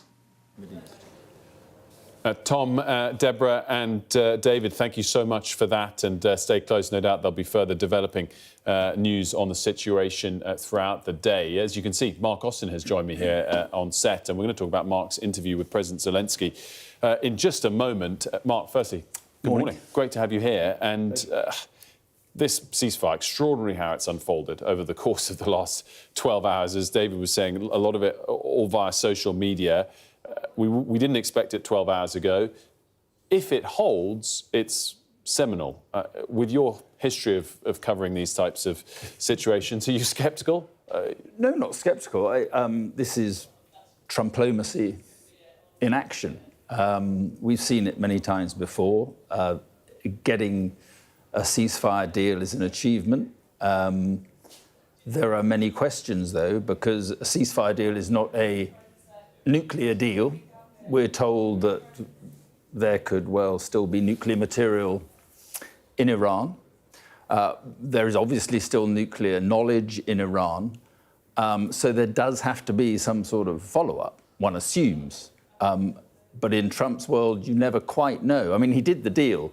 I thought David Blevins was a little bit unfair because he was talking about Ukraine, which is a very tough nut to crack, and that is a very different issue, which we'll get onto. But of course, Donald Trump played his part in Iran and Pakistan quite recently. India and Pakistan quite recently. And now he's pulled this off as a ceasefire. But down the road, not much has been solved. And it really depends on what comes next in terms of, is Iran prepared to negotiate now with the regime on its knees? How weakened are they? What could happen? Is regime change still possible in a Iran that has taken such a battering? One doesn't know where this all goes, but a ceasefire is clearly an achievement. Before we move on, it's interesting talking about the critics President Trump has had maybe in the Middle East, maybe here in Europe, maybe on the opposite side of the political aisle in the US. Obviously, you know the US political situation better than most. He also had his critics within his own movement, within the MAGA movement. And again, provided this holds, provided there's not need for further US involvement, he's going to silence them as well, isn't he? Well, he will say that this is a classic example of, deals done through strength. So, I had to display strength to get this deal done, and that's the way he operates. And he will rock up at NATO and say, look, I've done the deal, and he will then have a go at NATO members on the amount of money that they spend, and that will be his next challenge. And then he'll go back to the United States, and he will then make sure that he starts addressing the problems, the domestic problems that his base, who have been a little bit unhappy about what's happened with Iran, that his base will come back on his side. He'll start talking a lot about immigration. He'll start talking about those things that really matter to the people who voted for him. Talk about peace through strength. Of course, that is something that President Zelensky in Ukraine can only dream of in terms of the help that President Trump has offered to Israel, but not yet the same scale to Ukraine. Let's have a taste of Mark's exclusive interview recorded in London last night with President Zelensky. I know from what Downing Street has said that you're unhappy with the way sanctions are working. Which companies? There are companies that you think should be sanctioned that are not being sanctioned, and this is critical equipment you think is still getting into Russia. Is that right? Санкції дуже важлива історія. Sanctions are a very important story, which is going to stop quick militarization in Russia. Because components for their missiles, and missiles are the most painful strikes. Components for missiles and drones are coming in from other countries. Including the UK? Including the UK. Not too much, but including the UK. I gave the Prime Minister examples, but it's about... For weapon systems? Yeah. It's not weapon systems, it's components. Of course, UK companies never delivered a weapon to Russia. Of course not. But there are some components from some companies. It's from China, Taiwan, mostly China, Taiwan, but also Europe, also Germany, also Eastern Europe. We have evidence at Sky News that there are enormous flows of dual-use British goods, going to neighbouring countries, neighbouring Russian states, and then into Russia. And you are saying that has to stop?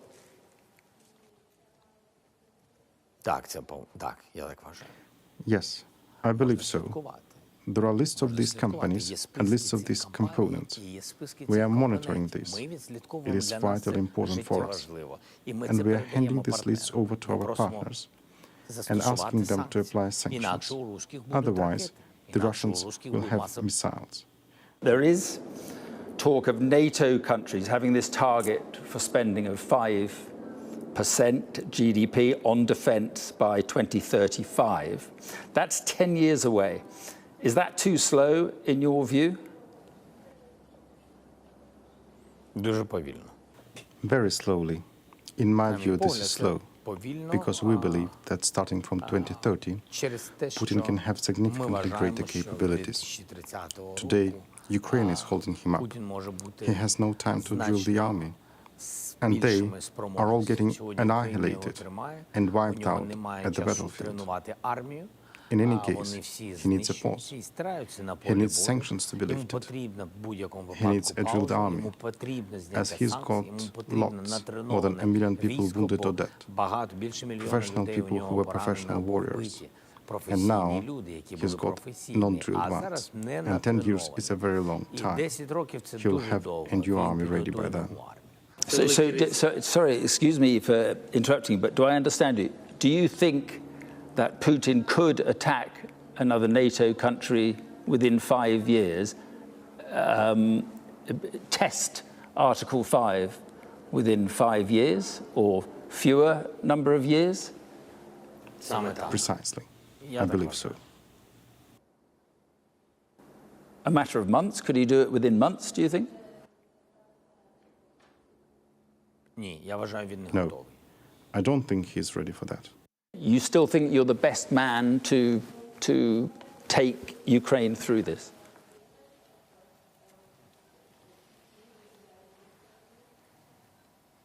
I'm the most experienced one. Maybe not the best one. There are always people better than you. Mark, you never know kind of before the interview the thing that's going to really jump out to you. You probably wouldn't have thought it was sanctions ahead of doing the interview. No, it was pretty clear during that interview that this is something that really energizes him. And he had obviously gone into Keir Starmer. When he went to meet Keir Starmer, he went in with a list of companies, Russian companies, that British companies are allowing dual-use components to go to, and are then being used, he says, for missiles and drones and so forth. And he's very unhappy about this. And you could see the way he switched from Ukrainian to English at that point.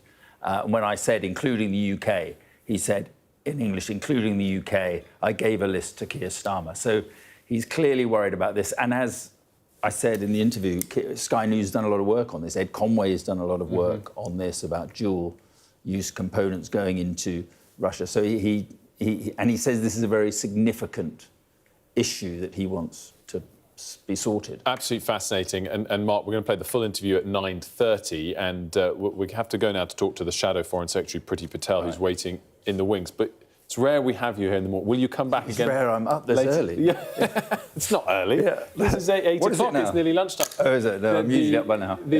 But will you come back again later in the hour? Of course, to discuss more of the days. Thank you very much, Mark Austin there. And as we mentioned, the full interview coming up at 9:30. Now, before we speak to Priti Patel, here's a clip with Pat McFadden, the Chancellor of the Duchy of Lancaster, earlier on the show. Well, I don't think we're disappointed. If this brings Iran's nuclear programme to an end, I think the world will be relieved about that. The US is a strong ally of the United Kingdom, and we're a strong ally of the United States. What we now want to see, if this ceasefire does hold, is Iran, having learned that it can't be allowed to proceed with this nuclear programme, agreeing to bring to an end, once and for all, their attempt to develop a nuclear weapon. Pat McFadden there earlier in the programme. Delighted to say I'm now joined by the Shadow Foreign Secretary, Dame Priti Patel. Very good morning to you. Good morning. It's been really interesting over the last couple of days asking the government whether they were pleased or disappointed that the US entered the conflict over the weekend. Didn't get any answer at all yesterday. This morning, Pat McFadden said, well, he certainly wasn't disappointed.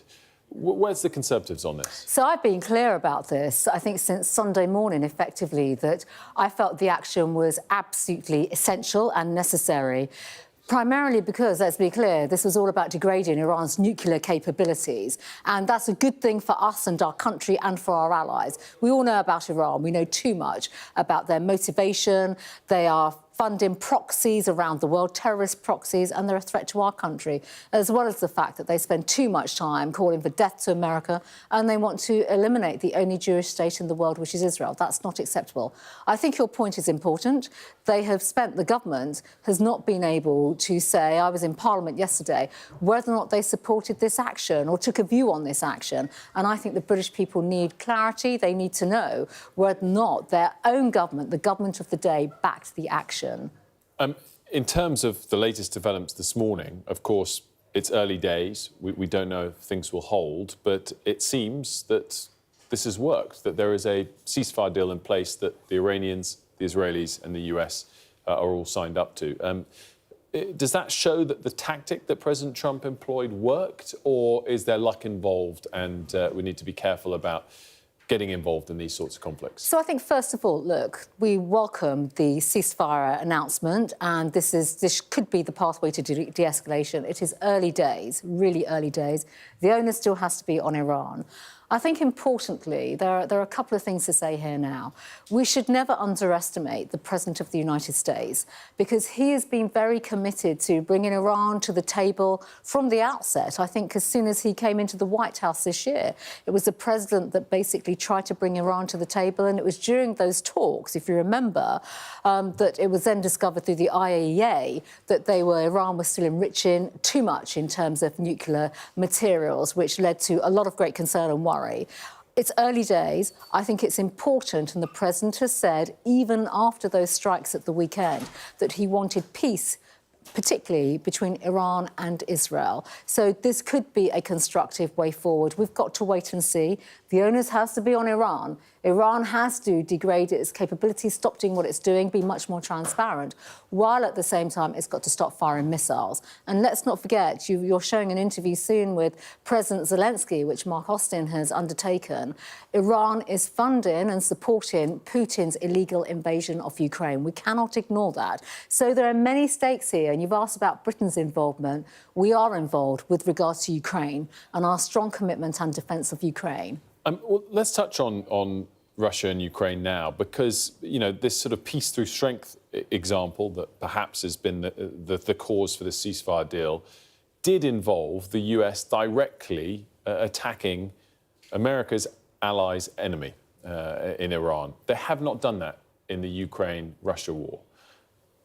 Whilst you praise Donald Trump over the course of his actions over this weekend, do you criticise him when it comes to not doing the same sort of forceful, whether economic, rhetoric or military action towards Russia? I don't. And there are some very good reasons. I was Home Secretary when Russia illegally invaded Ukraine.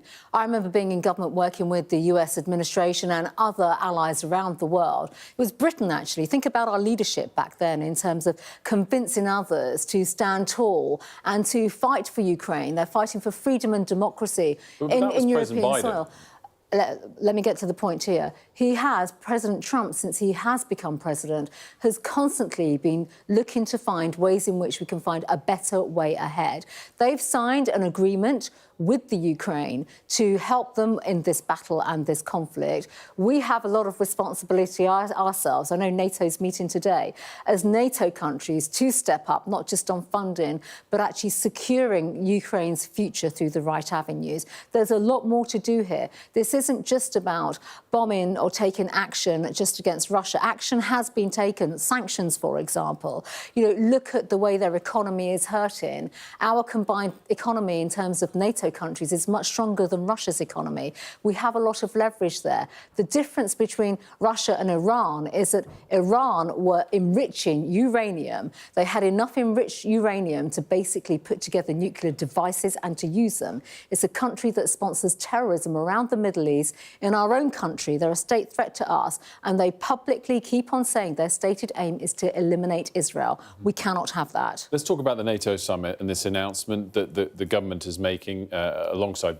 all NATO countries, perhaps outside of Spain, 3.5% on core defence spending, 5% overall on national security by 2035. Do you support that? We haven't seen any funding come forward. I think we've got to be honest about this. My party has been very clear. We were the party, basically, that persuaded Keir Starmer's government to increase defence spending to 2.5 GDP through changes to the development funding. And we've been clear, we need to see 3% by 2029, the end of this Parliament, and we know that we would back that and support that through ways in which scrapping the Chagos surrender deal, for example, doing much more through development funding. There's no new money. The government needs to be really honest about this. And I say this because, number one, it's Armed Forces Week. We see the conflicts that we're seeing around the world.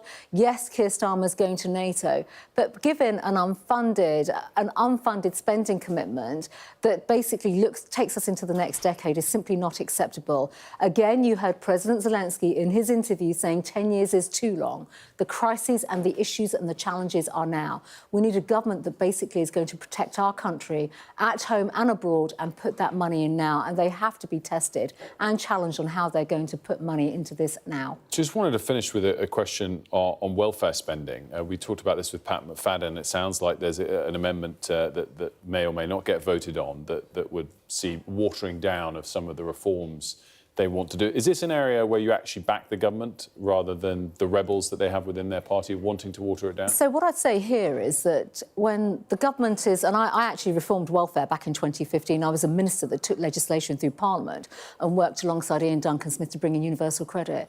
The answer is no, because look at what the government are doing. This is just a patchwork of rhetoric around welfare reform. There isn't a considered plan. What they're proposing would be cuts to people that have personal independence payments. They'll be hurting people that are disabled, while effectively trying to say that they're making up for it by putting more money into universal credit for working people. We need to change the welfare system radically and bring in proper reforms. These are not structural reforms to the welfare system that would get people off welfare and into work, which is a type of proposal that we would be putting forward. And I know the last Conservative government, I wasn't in that government, had plans along that line. I was involved in those types of policies previously and took legislation through Parliament. I think the government have got serious problems on their hands here. This is sticking plaster.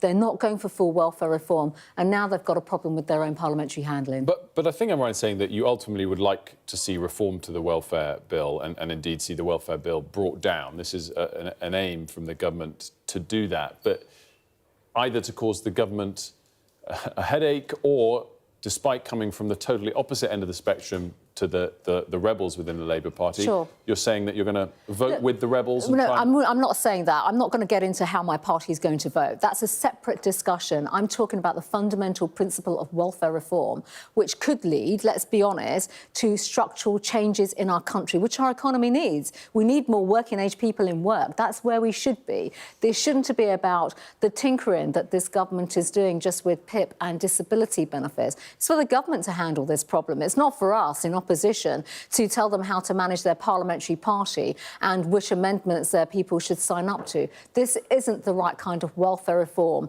This is just literally more smoke and mirrors from this government. And I just think it's not going to help people that need to be helped and supported to get back into work. Shadow Foreign Secretary, good to see you this morning. Thanks so much for joining us. Priti Patel there. We're going to take a quick break here on Sky News Breakfast. After the break, we'll be talking to our defence and security analyst Michael Clark on all the day's developments between Israel and Iran and ahead of the NATO summit as well.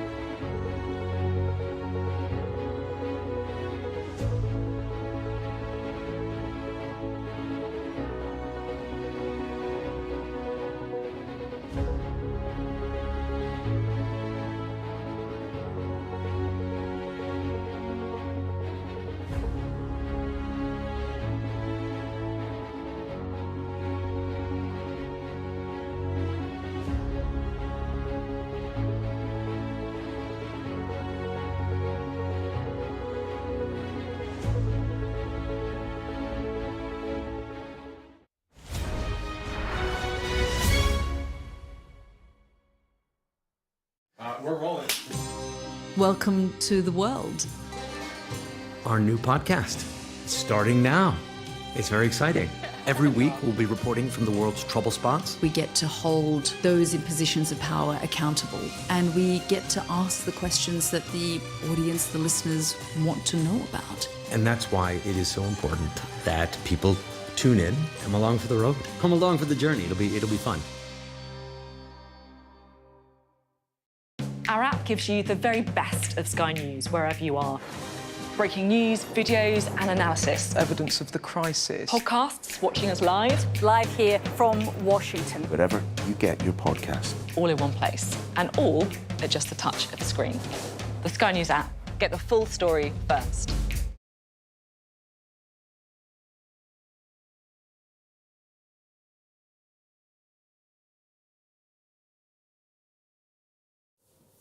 Welcome back to The Breakfast Show. Well, coming up in just a moment, I'll be joined by a former Chief of Staff of the US National Security Council under President Trump. But first, a reminder of the top stories this hour. Israel's Prime Minister says he's agreed to President Trump's ceasefire proposal with Iran, but said his country will respond forcefully to any violations of the agreement. Donald Trump said both countries agreed to a complete and total ceasefire, which he believes will last forever. The agreement came into force at 5 a.m. UK time. Just hours before the ceasefire came into force, explosions were heard across Israel, with emergency services reporting that 3 people were killed in what the country's military said were Iranian missile attacks, while reports from northern Iran say 9 were killed in Israeli strikes. Ukraine's president claims Russia could attack a NATO country within the next 5 years unless defense spending is increased. Speaking exclusively to Mark Austin, Volodymyr Zelensky said he thought allies was being too slow to boost spending to 5% by 2035. World leaders are preparing to meet for the annual NATO summit in The Hague, where defense spending will be top of the agenda. President Trump is expected to be in attendance, as is Sir Keir Starmer. Let's get more on that ceasefire between Israel and Iran. I'm joined now by Fred Fleets. He's the former Chief of Staff of the United States National Security Council under President Trump. Thanks so much for joining us. A very good morning to you. Good evening, I know where you are in Japan. Your reaction to this ceasefire deal? I think it's incredible. I mean, Donald Trump addressed the threat from Iran's nuclear program. He's keeping the U.S. out of a new war and working with Israel. Iran's military capabilities have been significantly reduced, and now we have the prospect of a long-lasting peace. I think it's a tremendous outcome if it holds. As you said, if it holds, I guess we wait to see about that. But talk us through the last 24 hours and take us into President Trump's mind in situations like this. It doesn't feel like this was planned. It feels like it was opportune and he seized the moment, or is that unfair? Well, I think he has people advising him, and they've recognized what the Iranians recognized, that Iran had to end this war. If it didn't, Israel was increasing its target set. It attacked the Evian prison. It's attacked the headquarters of the Revolutionary Guard. An enormous amount of damage could be done to Iran since it has no air defenses by Israel if it did not agree to stop firing missiles at Israel. So I think this action by the United States to get the ceasefire in place was the right thing to do. And I think the U.S. had good reason to believe that Iran would go along with it. I wanted to get your take on how you think President Trump will approach the NATO summit. Clearly, this ceasefire deal allows him to arrive with a spring in his step. But the NATO countries, the rest of them, are going to announce, that they're increasing their defense spending to 3.5% on core defense by 2035 and 5% in total on national security by 2035. But if we take the UK as an example, we have no clear guidelines on when that spending will actually be delivered. Is this something he will be sceptical of, or is it enough that he'll claim victory and have a more united tone with his NATO allies than perhaps we've seen for the last year? Well, he'll be attending this summit as a leader that, as you said, has a spring in his step, that has a major success that he's racked up for his administration. The president has been pushing for NATO members to pay more on their defense. He's going to claim credit for this, and he's going to press our NATO member allies to live up to their commitments under the NATO Charter, but also to increase their defense spending because security threats have increased. He's also going to stress that he wants the nations of Europe to take primary responsibility for defending Europe because he wishes to move U.S. military resources to the Asia Pacific to deal with a much more serious threat. That threat, of course, is China. Fred, thanks so much for joining us. We really appreciate it. We do have some breaking news just crossing, and it is the IDF saying a short while ago sirens sounded in northern Israel following the identification of missiles launched from Iran towards the state of Israel. At this time, the IAF is operating to intercept the strike, where necessary, eliminate the threat. We are monitoring this situation, and as of course, we'll bring you more when we have it, but that's just crossing from the IDF a short moment ago. On set with me to discuss, Mark Austin is back, as is our defence and security analyst, Professor Michael Clark. Michael, I don't know where to begin. I mean, obviously, with this breaking news, it underlines the fragility of the ceasefire. Yeah, I mean, Wilf, all ceasefires are fragile, certainly to start with. There are always issues and incidents. The question is, everyone has to keep a cool head for a while and see, is there a systemic breaking of the ceasefire? But there's always alarms and excursions. That's, in a way, to be expected. So I'm not too bothered by this news until we find out that there's something else behind it. Let's just bring in Tom Cheshire. He's now live for us in Jerusalem. Tom, your reaction to this news? Yeah, I mean, very surprising. Earlier on, we had those 6 waves of ballistic missiles, but they were all fired before that ceasefire, even if the timings were a bit. This is a long time after. It comes after Donald Trump has said the ceasefire is in effect. It's come after Iranian state media has said the ceasefire is in effect, and it's come after the Israeli government has said it has agreed to this ceasefire. So these reports of missiles heading towards northern Israel. We haven't received alerts here in Jerusalem. There's usually around a 10, 15-minute window when we find out what's happening. As you mentioned, the Israeli Air Force working to intercept those missiles as they come in. But as we've seen today, those missiles can get through Israel's defences. 4 people killed in the south of Israel after a missile hit a residential building. But in terms of that ceasefire, that is what all eyes are on. As Michael's saying there can be infractions, but the deliberate launch of missiles all the way from Iran to Israel has promised that it will punish any violations of the ceasefire. So something that seemed a bit calmer only a couple of hours ago is now, I think, all up for grabs again. We're watching closely the impact those missiles have and if there is any Israeli response. Michael, could this still be part of the off-ramp, part of the saving face that it appears the attack on the Qatari base yesterday was, or after a ceasefire deal, is that highly unlikely now? I think it's fairly unlikely to be part of a structured response, but it may just be that the Iranians are not in full control of all of their forces because we know that their command structure has been more or less dismantled. It's not clear if Khamenei is making decisions. IRGC leaders seem to be making decisions. This may be a local decision, but we'll see. I mean, if it is followed up, then clearly it would indicate that the Iranians are not really signed up to the ceasefire, and the Israelis have said, of course, if we're attacked, we'll respond. So this could break down quite quickly. But let's just be careful first until we get some more information about this particular report. Mark, I mean, on the other side as well, I guess we'll be monitoring the extent to which Prime Minister Netanyahu wants an excuse to break the ceasefire. And of course, he has been instrumental in everything over the last 10, 12 days. One would think, though, with the president of the US travelling to NATO, that neither side, particularly Prime Minister Netanyahu, would want to upset that particular journey for the president and the ability for him to claim victory amongst European allies. No, I think your broad point is right, that Iran probably needs the ceasefire more than Israel, but Netanyahu has obviously done a deal with Trump, where Trump has said we'll get involved, but when I say stop, we stop, and Trump is... But I also think that Michael's point about, you know, the command and control structure in Iran is probably shattered. This could well be some local commander firing off these missiles, and it really depends on what it hits, whether it gets through, and the consequences of it, I guess, in terms of how Netanyahu will respond. But I'm sure Trump will be saying, look, we need to try and get this ceasefire done, because Trump, you know, when he He wants a deal. Yeah, we'll know by the end of today when they all get together at The Hague. I mean, this is a big, big meeting in The Hague for NATO.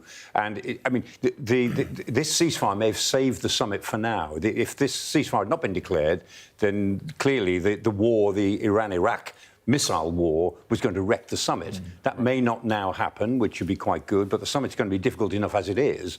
We'll know by the end of the day whether this ceasefire is holding. The Iran-Israel missile exchanges.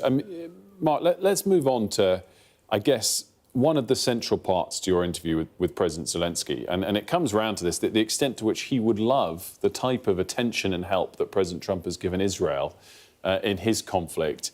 And I guess he'll be hoping this ceasefire lasts so that attention might come back to him. Did you sense that annoyance that he couldn't grasp our... Well, it's a good point because, of course, Donald Trump has effectively gone to war on behalf of Israel or against Iran, where Donald Trump has not even threatened strikes against Russia. It's a very different relationship. But I think one man who'll be really pleased if the ceasefire does stick will be Zelensky, because he may get more attention. It's very interesting last night that I asked him, because of course Trump left the G7 before having a meeting with Zelensky, and I asked him, you're going to The Hague, have you got a meeting with Donald Trump? And he said, well, we're trying to arrange one. It's a question of timing. I don't know what will happen, to be frank, is what he said. So you could have a situation where Zelensky turns up in The Hague. He's only been invited to dinner, I think, but he turns up and he doesn't have these substantial talks with... Mike, if we just compare those two conflicts, I mean, it kind of also brings us... Obviously, Russia has nuclear weapons. That's one of the reasons why the US hasn't attacked Russia. But it brings us back to what triggered the action of the last 10 days. And one of it was that Iran was incredibly weak. Yes. Where's Russia's weakness or strength at the moment? Well, I mean, Russia is on the losing side of this. Just as Russia lost influence with the collapse in Syria, Russia is losing influence with the weakness of Iran. And I mean, Arachi, the Iranian foreign minister, was in Moscow yesterday, but he didn't get any change out of Lavrov. And the fact is the Russians are not going to stick their necks out for Iran, even though they had a security pact only a few months ago, which said all sorts of generous things. It doesn't mean anything. And so here are the Iranians who were, trying to keep their Iranian revolution alive. I mean, trying to survive as a regime now. That's what it looks like. And the Russians look as if they're holding back. They'll give them moral support. They'll give them support in the United Nations, but they won't do anything specifically to help. So the Iranians must be feeling very lonely at the moment. Neither China nor Russia will help them. And yet, their whole position, their position as a major regional power in the Middle East, has been dismantled by a series of events that started on October the 7th with the Hamas atrocity, and that created a sort of cycle of events, all of which has dismantled Iranian power in the region. And the Israelis are making the most of the opportunity, in their view, to remake the Middle East. And Donald Trump, he only ever goes with winners. He doesn't side with the weak or the losers. Mm-hmm. And he's rowing in behind Israel, I think, because he perceives that Israel will come out of this whole situation on top. Mark, one of the other fascinating things to come out of your interview with President Zelensky was, we all think of it as a one-way kind of track, whether it's the US or NATO and Europe giving help to Ukraine. Talk us through what he was saying about what Ukraine can give back to NATO, in fact, that maybe NATO needs. Yes, well, it was very interesting. I mean, the two really interesting things were on this 5% thing, where his point is that Putin has an industrial base on a war footing right now, and that's not going to change. And that is why 5%, by 2035 is not enough.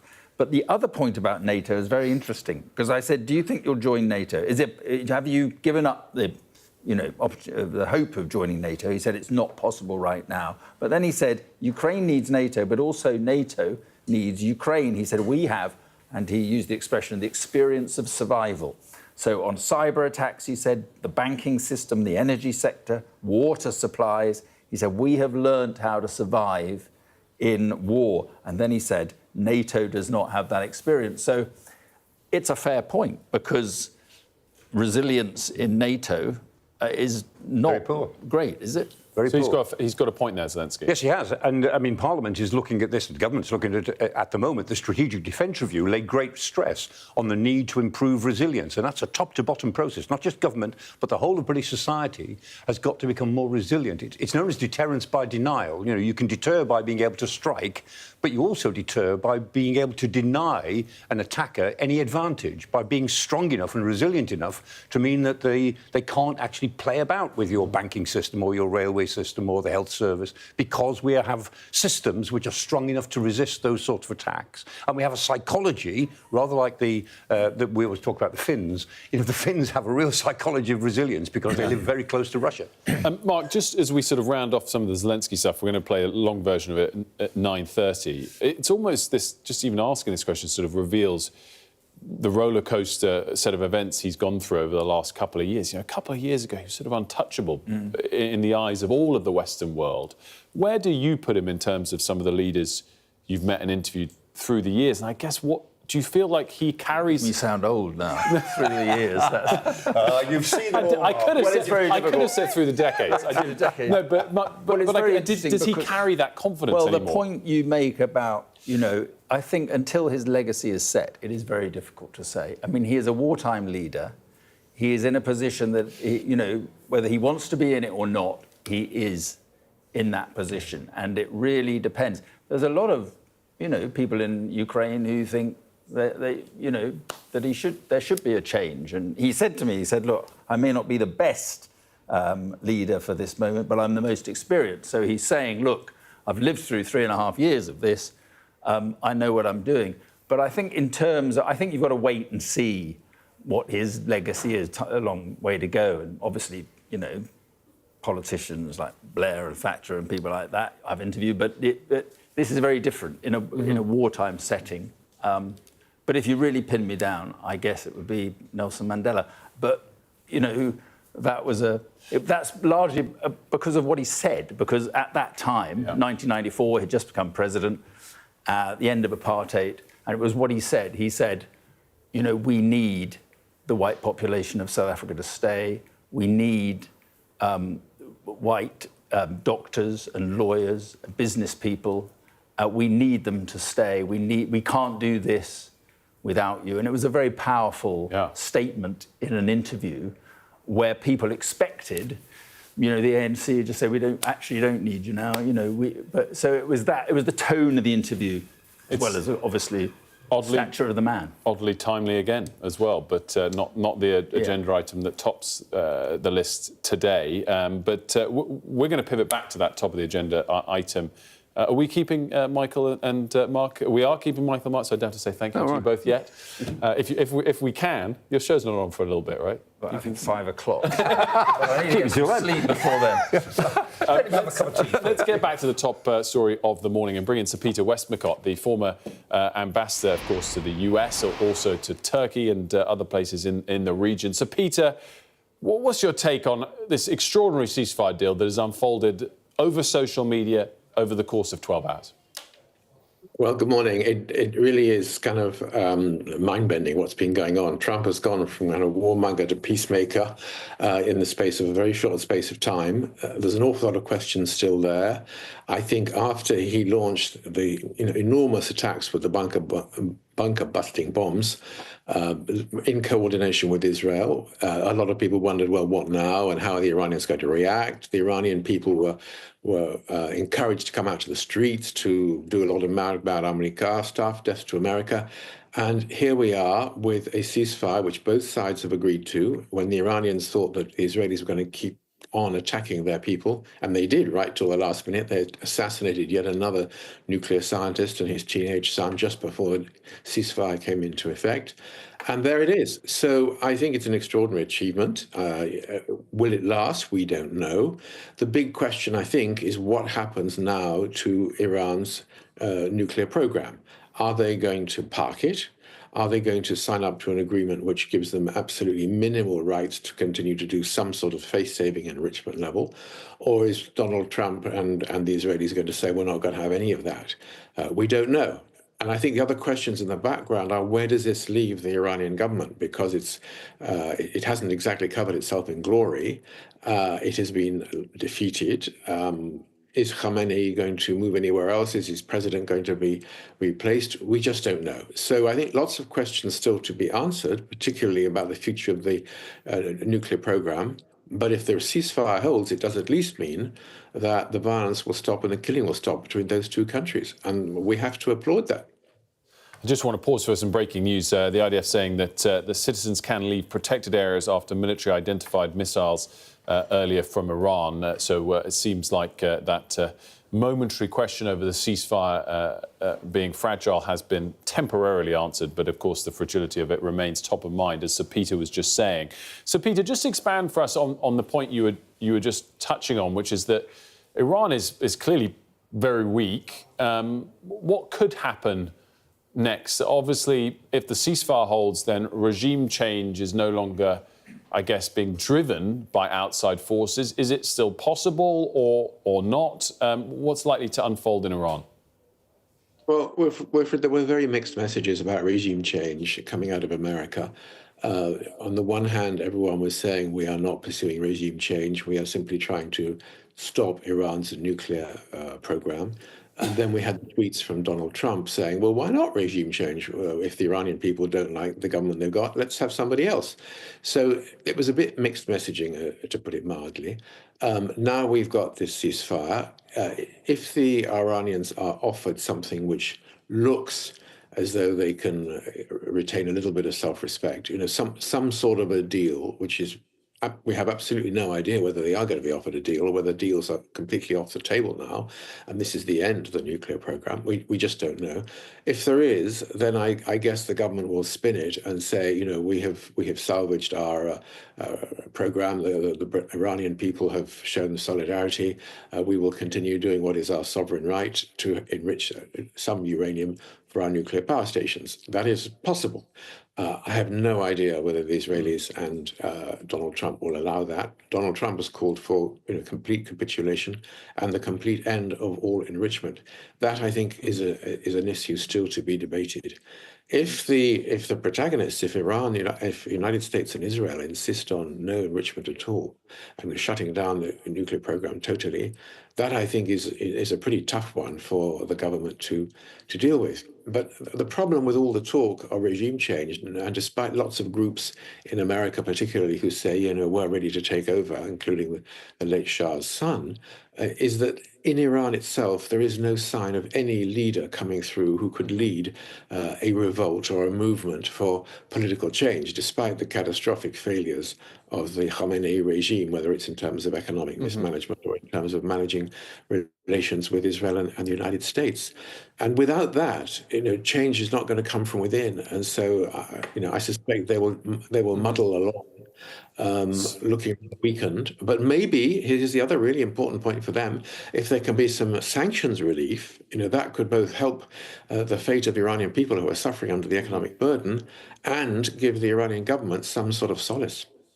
Michael, how weak are Iran right now? Very weak. Their missile stock looks as if it's been depleted by at least 50%. They might have had about 2,000 missiles. The Israelis say that they've taken out more than 50% of them. They've taken out, they say, more than 50% of the launchers, which is important. The IRGC, the Republican Guard, are on paper very large, but, how many of them are really combat ready? Probably between 5,000 and 10,000, not 50,000 or 60,000. So the Iranians have got very few options in a military sense. They could do lots of things by inspiring some of the militias that they've got in the area, but those militias are on their knees as well. The militias in Iraq, Hezbollah is holding on to a shaky ceasefire in Lebanon. Hamas is dismantled in Gaza, though it still obviously exists. The Houthis are still active, but they're strategically irrelevant. They're just a nuisance to everyone, to be honest. They have no strategic power. So the Iranians have got very few levers that they can pull that would indicate any military strength. The strength they have is they're a big country of 90 million people. They won't surrender explicitly, but they'll carry on. They'll just keep on. We've got some breaking news. The Israeli defense minister saying, I instructed the military to respond forcefully to Iran's violation of the ceasefire with high-intensity strikes against targets in the heart of Tehran. Mark, we've been talking all morning about the fragility and how long this holds. Unclear if this is relating to the things overnight, where we knew 3 were killed in Israel, 9 were killed in Tehran, or whether this is a further development. But again, we wait and see if this ceasefire holds. This just shows how fragile this is and how quickly this was pulled together. And I think the Israelis probably will hit back. It depends on what happens then, I think, and it depends on what the Iranians say about the original attack with the missiles that was intercepted. But just going back to what Peter Westminster was saying, just looking at the time, how much time have we got? A minute.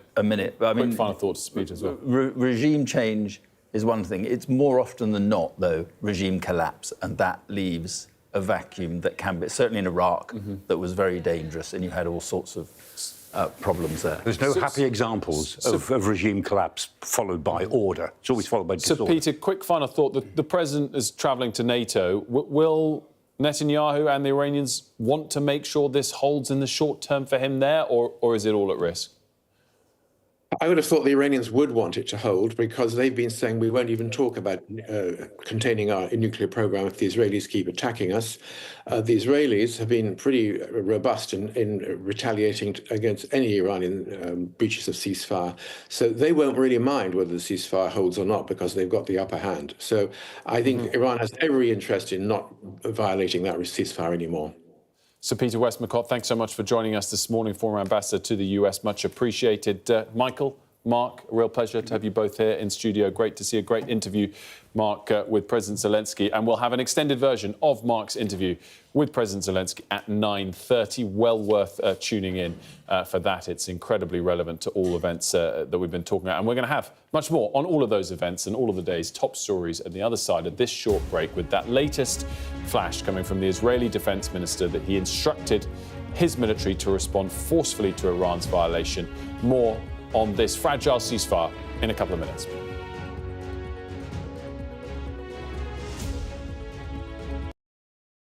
I'm Stephen Murphy, and I'm Sky's Ireland correspondent based here in Dublin. The waters of Ireland and Britain should be home to great white sharks. If there are great white sharks in this area, there's no reason they wouldn't come here to feed. It's basically a buffet on a beach. This could be not only a record-breaking storm, but potentially the most dangerous storm ever to hit Ireland.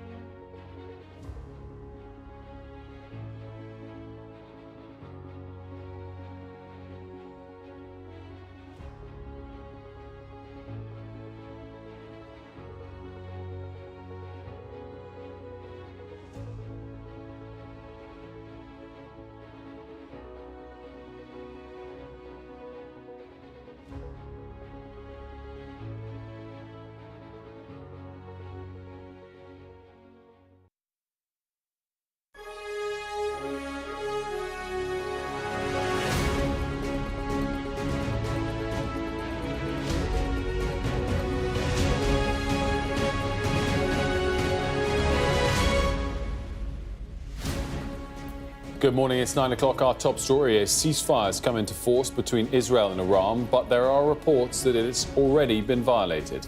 Plus, Ukrainian leader Volodymyr Zelensky speaks exclusively to Sky News and warns that British companies are still helping to arm Russia. It's Tuesday, the 24th of June. Your headlines.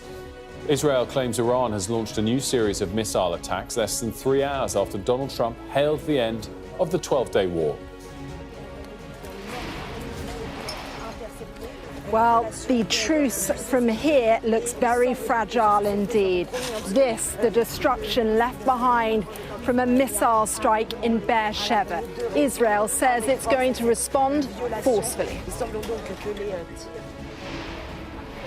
Donald Trump will be meeting his NATO allies here at The Hague at a summit later this afternoon. Also ahead, Ukraine's president tells Sky News that weapons components from the UK are finding their way into Russia despite sanctions. Of course, UK companies never delivered a weapon to Russia. Of course not. But there are some components from some companies. And more than 100 Labour MPs join a rebellion against the government's plan to cut disability benefits.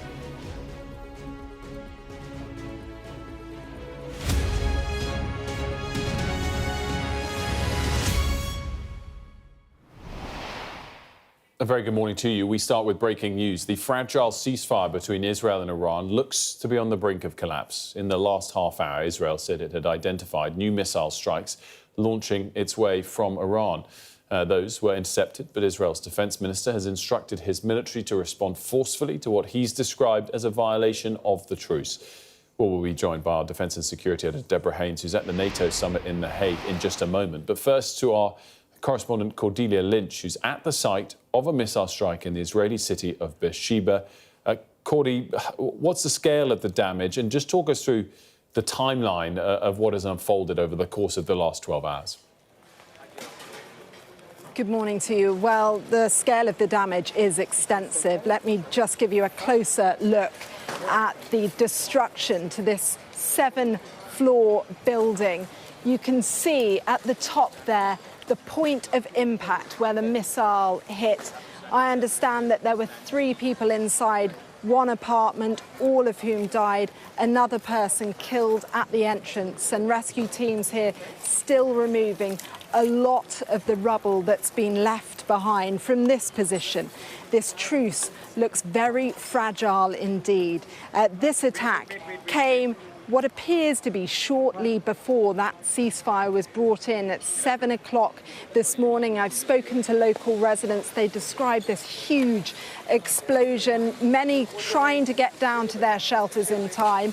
One man I've just spoken to says he believes that Israel have agreed to a truce prematurely. He wants to see them strike Iran back. Now, we have heard from the defense minister who has said that they will respond forcefully to any violations. It is unclear at this stage if the IDF consider this attack as a violation or not, but 4 people have died, adding to the casualty toll. It must be said, in Iran, the death toll has been far greater. The damage to military and intelligence installations, extensive too. I think what is striking is how little we have heard from the Israeli government so far this morning. We expect to hear from the Prime Minister, Benjamin Netanyahu, later on today. I think there is a careful choreography going on diplomatically to try and keep this ceasefire intact. But here, an illustration of the continued threat. Cordy, as you said, it's sort of confusing as to exactly the timeline, but specifically the attack behind you, that did happen before Prime Minister Netanyahu's office came out to say that they were observing the ceasefire. So if it is already on edge, if it is already breaking down, it wasn't specifically that attack that triggered that? Yeah, I think we're having to kind of unpick and speculate what has not been made clear, and I think there is a reason they are not being particularly overt in this moment because it is so highly sensitive. Donald Trump made that decision last night to announce this deal. He gave a quite detailed timescale as well. Then we eventually heard from the Iranian foreign minister, but only today, this morning, after the ceasefire was put in place, that Israel had also agreed to it. So there's been plenty of confusion, but the message is clear. The IDF say they will respond forcefully if they are attacked. From the timescale that we've been given from local residents, some of this strike appeared to take place before 7 o'clock this morning. It was at 7 o'clock that ceasefire was put in place. So it may be that Israel decide not to respond any further. There were alarms raised across western Iran there. Israel deciding to respond in that moment. Perhaps both sides have agreed that is enough. But just a note of warning to that. We've just heard news in the past 5 minutes that sirens have been sounded across northern Israel too. So just a reminder of the fragility of this situation. I think it would be unwise to suggest that this has reached any kind of conclusion just yet. Cordy, thanks so much for that. And of course, a reminder from Israel Defense Minister Katz, 15 minutes ago, saying that he'd ordered his country's military to respond forcefully to what he said was Iran's violation. So certainly a sense of the fragileness of this ceasefire very much in front of us all at this moment. Let's go to the NATO summit next in The Hague, where Deborah Haynes is standing by. And Deborah, as much as the plan was for the announcement of getting to 5% of spending by 2035 on national security to be the key agenda item at the NATO summit, whether or not this ceasefire remains in place or not, that will be the top of the agenda. It won't be actually physically on the agenda because for NATO it's all about European security, defensive spending and the transatlantic alliance. But of course, given events in the Middle East, that will doubtless overshadow proceedings here, especially as you were hearing from Cordy just then, this apparent violation of a ceasefire by the Iranian side, prompting the Israelis to say that they will respond forcefully. Whether or not that can be contained or whether it then escalates once again into a complete collapse of the ceasefire deal, that will really dictate how Donald Trump is going to be acting when he arrives here. He's due to be travelling to The Hague. We were saying earlier that we would be expecting him to be in a triumphant mood, given that he appeared to have pulled off the impossible and got two sworn enemies, Iran and Israel, to agree to a ceasefire deal. But if unfortunately the two sides are unable to sustain that agreement for a truce and it does collapse, then that puts a whole different angle, a whole different slant on Donald Trump's mood and how he will be acting when he meets with his allies. The allies here have bent over backwards to try to make this place as appealing as possible for him. The US president is no fan of NATO and has been more critical of his NATO allies than, for example, Vladimir Putin. And so they have been making the summit as small, as compact as possible. The communique at the end will be as short as possible, and it will be as loud as possible in terms of declaring all allies that they're going to be spending more on their defences, as Donald Trump has requested. But whether he is going to be wanting to talk about that instead of the Middle East, well, I guess we'll have to wait and see. Deborah, just very quickly, remind us of the timeline. What time is the Prime Minister expected? We just saw a picture of Mark Rutte speaking already, but when does the Prime Minister get there? When's President Trump meant to get there? Well, the summit itself has actually been shortened because people were worried. They saw what happened at the G7 with Donald Trump leaving early, and they wanted to sort of limit the possibility that he might do the same here and quit, because a NATO summit without a US president is very hollow indeed, given America provides the majority of military power for the alliance, which is exactly something that Donald Trump is trying to correct. Leaders will be coming here over the course of the next few hours. They will all, though, it's sort of kicks off really in the evening once Donald Trump arrives. There's going to be a dinner taking place, more of a kind of social event, and then the main business will be tomorrow with about a 3-hour meeting where they will be running through all the different events. You've got Volodymyr Zelensky of Ukraine. He's also going to be here today at the summit.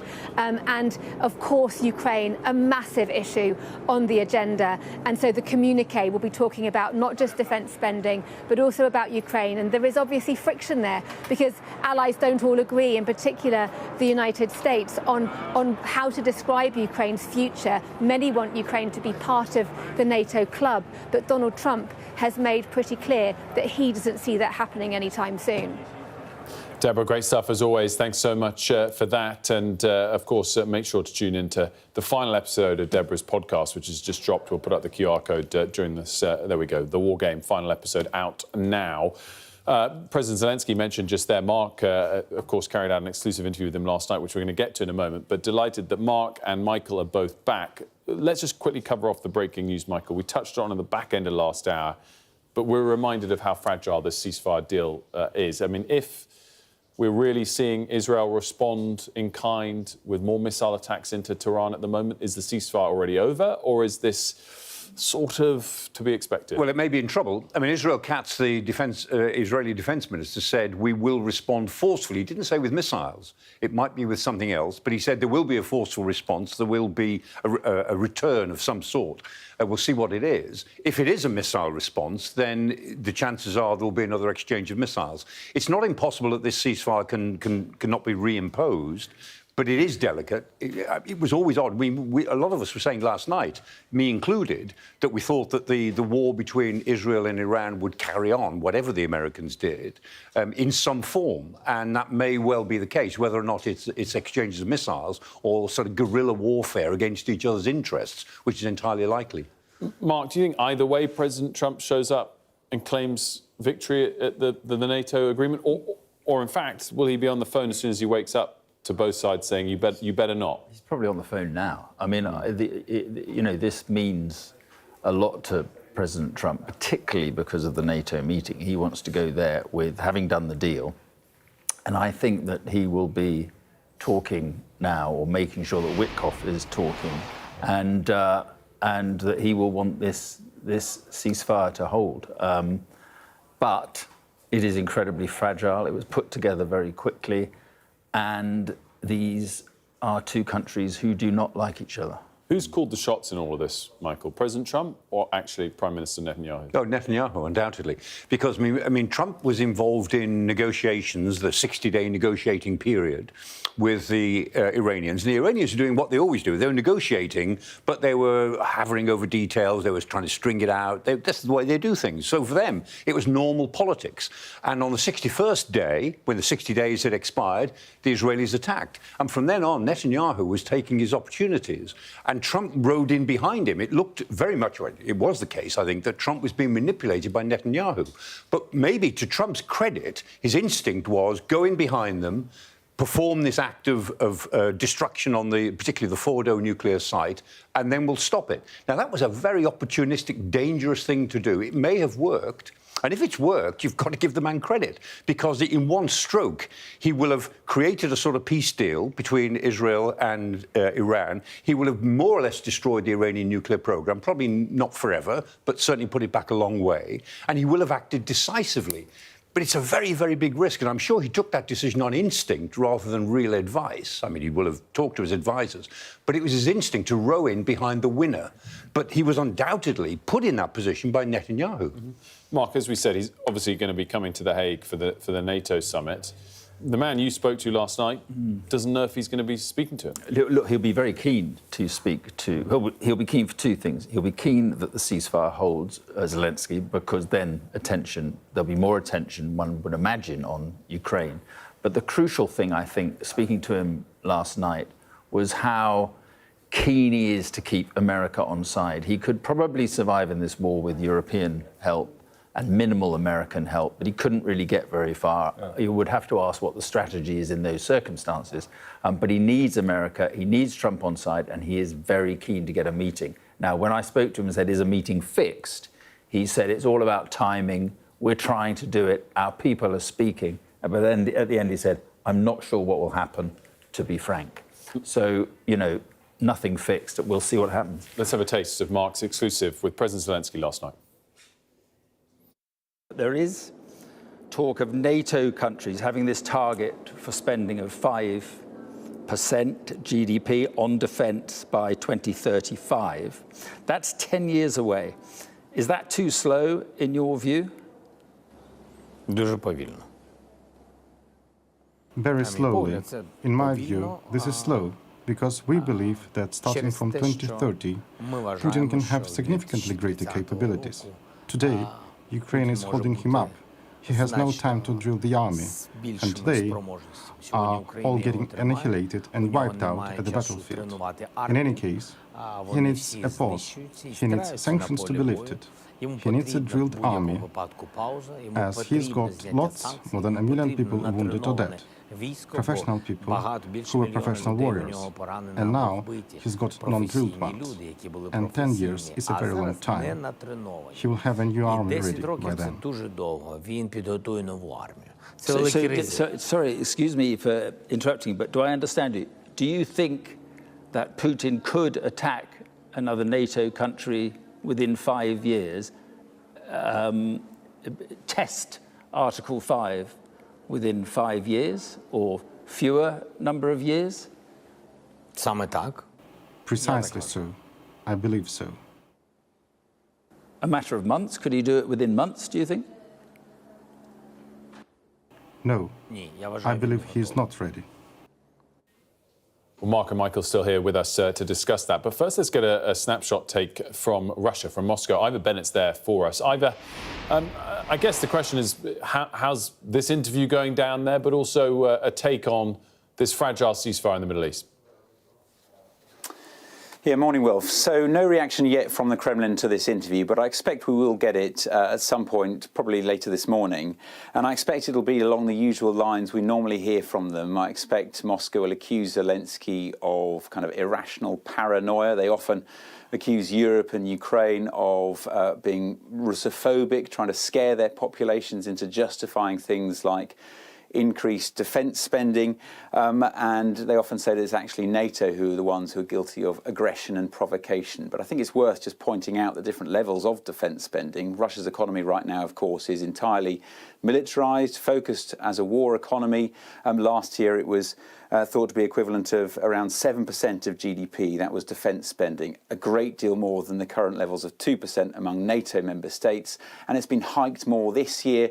It's expected, well, the budget is expected to account for around a third of the state budget. That's defence spending alone. And clearly, with this interview, Volodymyr Zelensky was hoping to draw attention to that, hoping NATO leaders will take account of it. And even the fact that the Kremlin insists it is serious about peace, he says that evidence points to otherwise. And he's hoping, I think, to ring the alarm bells with this interview ahead of the NATO summit, hoping that NATO leaders take account of what he believes is at stake. He believes Russia could attack another NATO country within 5 years. That is a very stark warning indeed. Ivor, great stuff, as always. Thanks very much for that. Michael, is this just him talking his own book to scare NATO and Europe into action, or is that a realistic threat? 3-4 years that they could attack? Well, he's saying what a lot of NATO leaders and NATO military chiefs say. We can argue about whether we're talking about 3 years, 5 years, 7 years, or whatever. But the idea is that if the Ukraine war came to a pause now, there's a Russian momentum behind it. The war, there's a full-on war economy in Russia. Russia's forces are moving to a force level of 1.5 million.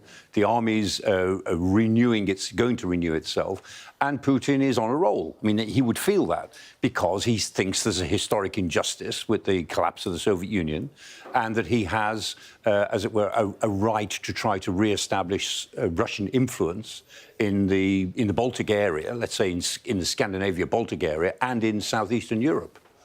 Where would he make his incursion, if you're hypothetically? Well, most likely a crisis point will be somewhere in the Baltic states. Not an outright invasion with tank armies and so on, but a subversion, exactly the same as happened in Crimea and the Donbass in 2014, a subversion which actually ends up taking over an area, and then Russian troops move in behind a subversion to protect the Russian-speaking minority who are being oppressed.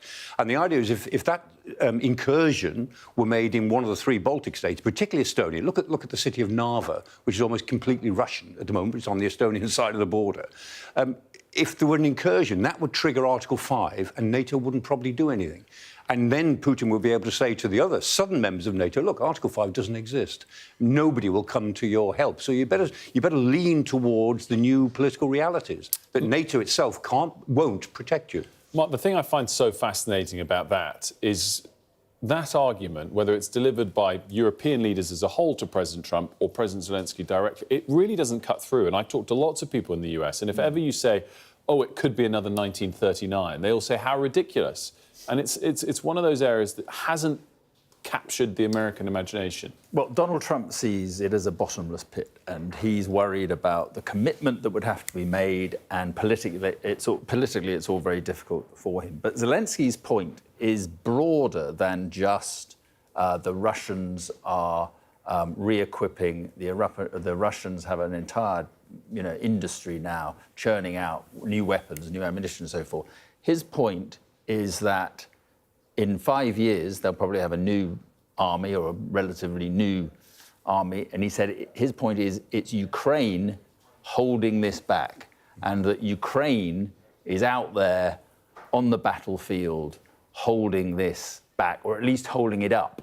And his point is you need to finance us, you need to support us, you need to equip us to prevent this happening. That's essentially what he's saying. Now, whether he has a point there, that is what his argument is. Mark, do you think having, he says peace through strength often, President Trump. Do you think having had a taste of the effect, ceasefires, fragility aside, of what peace through actual strength can achieve, whether the Trump mindset will change on Ukraine or Russia or not, set in stone? No, Trump does not want to get involved in a long war. I mean, I think this was a fairly, it was a limited strike, but I think he would, if there was any chance that it would mean committing troops to Iran, or he would just shy away from that. This was for him, in and out, one hit.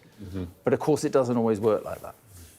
Let's look at some pictures, by the way, of cabinet arrivals, David Lammy arriving. And, Michael, there's a great UK question here, the extent to which we have had... we were talking moments ago about Mark saying President Zelensky doesn't know if he's got a bilat at NATO with President Trump. I doubt Prime Minister Starmer does.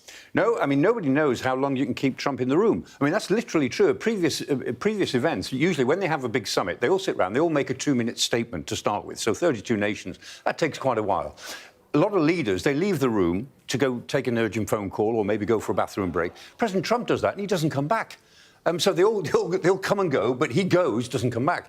Whether he'll do that again this time, he's famous for not sitting in the room, partly because he doesn't like it, and partly he's not very good at it, because everybody else is quite well briefed and he isn't. He just takes it all off the top in terms of instinct. And he's not a natural multilateralist. None of his team are. NATO is full of people who live with multilateralism. They live with meetings. All of his team are bilateral people. They actually want to work with America and you, America and you, America and you, because they are the 800-pound gorilla when they're talking to the Brits or the French or the Ukrainians. They don't like these good big meetings where the Americans, in a sense, can be ganged up on. We saw that. Angela Merkel in previous meetings, she led the Europeans to gang up on Trump, and Trump hated it. And so the issue, this summit will take some careful choreography to keep Trump in the room for the bits that they want him to hear. Mark, how do you think President Zelensky thinks of Prime Minister Starmer in the UK? He'd come fresh from a meeting with Starmer? Yes, he'd been in Downing Street with Starmer. He needs him. He needs Starmer. I think he will see Starmer now as possibly the leader of this, the coalition of the willing. And I think he will think that Britain will step up and play that role. Interesting point about Trump is Trump hates multilateral meetings. I mean, I'm not sure he likes bilateral. I mean, he's a unilateral. He wants. He likes to do all his own meeting, but he wants to. I can remember in a NATO meeting during his first term, I went to the NATO meeting. Trump rocks up and immediately threatens to leave if people don't commit to spending. I thought, was it 2.5%? 2%. 2%. Was that the one when he sort of pulled himself to the front that's of right, the group? yeah. We were all, that was the photograph. And we were all thinking, well, he's just arrived. And he was literally saying, I'm going unless you all agree to 2%. And this will be a triumphant arrival because he said 5%. Now, this 5%, there's a bit of cosmetic in this, but he will arrive saying, I have produced peace in the Middle East and I've created a 5% minimum for NATO. I mean, there's an awful lot of water to flow under the bridge there, but this is triumphant for him. This 5% will be a figure that he will, I'm sure, talk about a lot on his Truth Social media. But in terms of a commitment, it doesn't mean much at all, because you've got politicians now, committing to 5% of what? Yeah. What is the GDP? 3.5% by 2035. It was going to be 2032. Mark Rutte wanted 2032. 10 years' time. And they pushed, exactly. In politics. 3.5% of real defence expenditure. Just want to mention this breaking news on the Iranian side saying that this is a news report coming from Iran saying that the news that they have broken the ceasefire is false. So we shall see. There'll be no doubt more exchanges on this coming forward. A minute left, gents. Just quickly, finally, Michael. The idea that it's very real that Russia can rebuild its army quickly. What would it take for the coalition of the willing to be ready for that? Is this 5% pledge by 2035 enough? No, and we all know that. I mean, they need a rapid movement from now to 2027, 8, 9 to really transform their forces, put more logistics in, more sustainment in. It can be done, but whether it will be done, I just don't know. Coalition of the Willing is based on Britain, France, and the North European states of NATO. They're the new guts of what I think will be a new NATO emerging, probably from this meeting. Michael, Mark, great to have you both for such extended time this morning. Thank you very much. And we're going to take a very quick break here on Sky News Breakfast. When we come back, we'll have all of the day's top stories, and we'll also have Mark Austin's full exclusive with President Zelensky.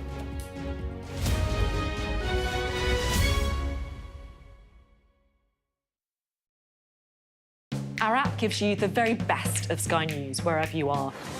Breaking news, videos and analysis. Evidence of the crisis. Podcasts, watching us live. Live here from Washington. Wherever you get your podcast. All in one place. And all at just the touch of a screen. The Sky News app. Get the full story first.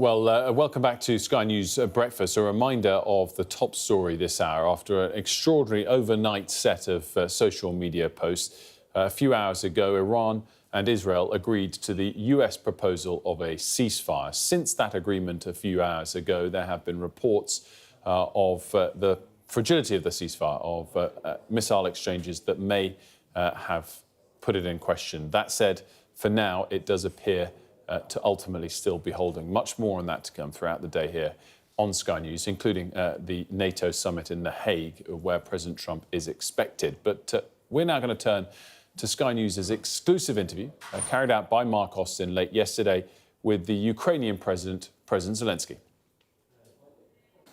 Mr. President, first of all, Iran. Do you support the attacks on Iran? Because, of course, they were involved in Ukraine. They supplied Russia with drones and equipment. So do you support the attacks? Yes. The destruction of their capabilities, their capability to build weapons that will kill people. So yes, I believe this is a powerful and correct move. But isn't the fact that the strikes, the war, has drawn all the attention away from Ukraine, has drained many of the resources that may have gone to Ukraine, and isn't that a problem for you? It is a big problem, yes. The political focus is changing, and that is absolutely understandable. And this means that aid from partners, above all from the United States, may be reduced. And we wouldn't want that. But we do feel it. We understand it. And I would like people's lives to be the priority, not just one conflict over another. Because undoubtedly, there are conflicts in the world, and they should be minimized. And any war has to end, because people of various religions, of various ethnicities and nationalities die. Any war should end. It is a great pity. And the Russians will feel their advantage on the battlefield. And it will be difficult for us.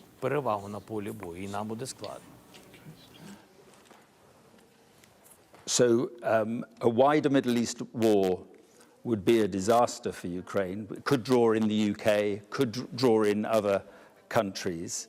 Is Putin already taking advantage of that? Are the attacks increasing? Путін в будь-якому випадку має політичний програш. Тому що він показує, що він союзник Putin will lose politically in any event, because he is showing that he is an ally of Iran. And he is an ally anyway, and he will lose, because he won't be able to give Iran anything, because he is not as powerful as the legend has it. He is showing his true face during the war between Israel and Iran. While the US supports Israel, Putin will not be able to support Iran. That's what it is. But at any rate, he will increase strikes against us to use this opportunity, to use the fact that America's focus is changing over to the Middle East. Last night he struck.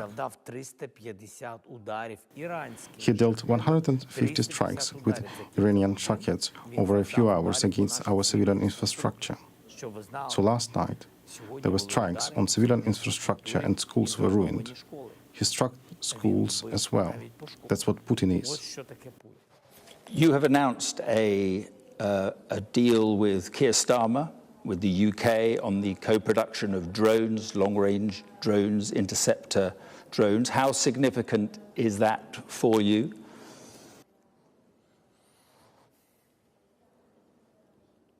Для нас це дуже важливо. It is very important for us. At a time when we had a shortage of artillery, we switched to drones. And that's true. And it was a switch over to high technology. Few our lives lost. And working remotely with drones until the war ends. Drones require constant funding, and they are funded within our country. And we ask our partners to fund Ukrainian manufacturing. When partners find it difficult to fund manufacturing in Ukraine, they're happy to fund production outside Ukraine in their own countries. And we are in favor of co-production. We have chosen this.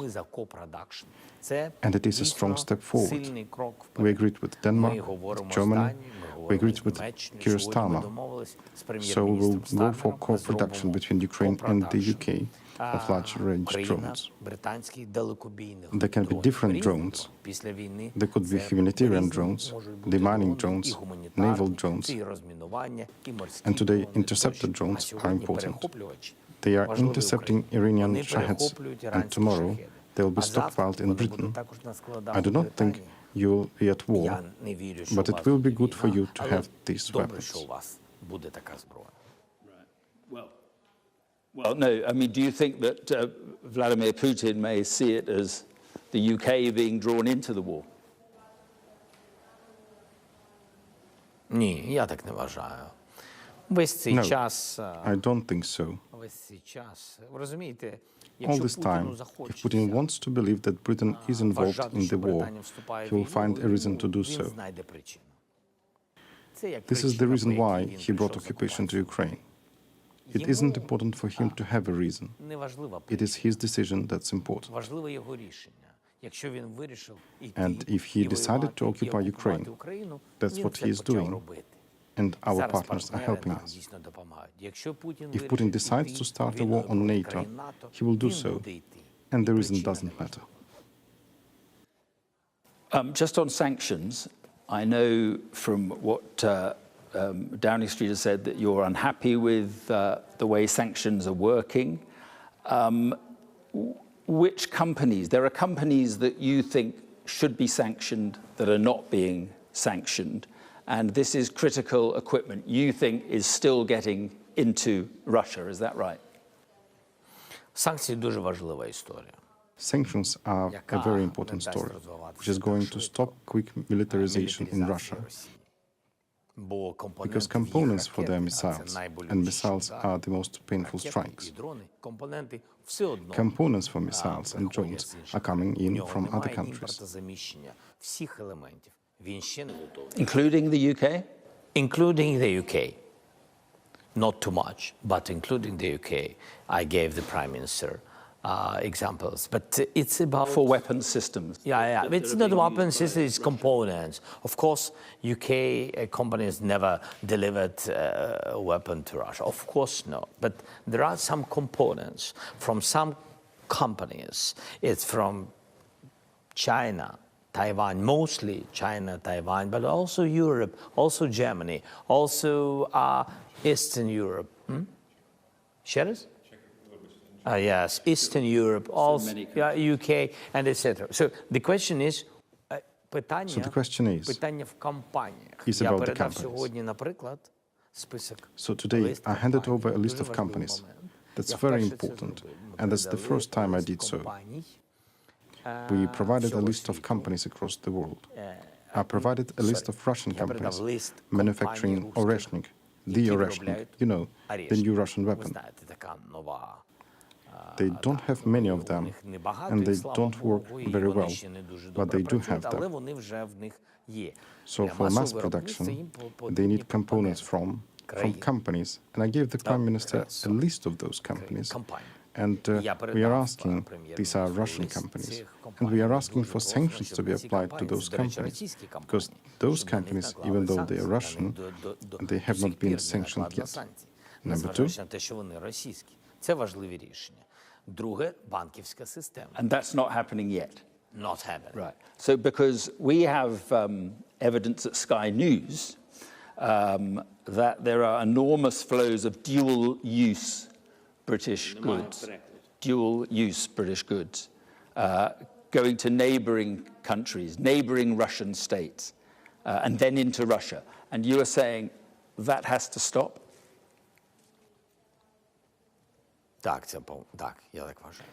Yes, I believe so.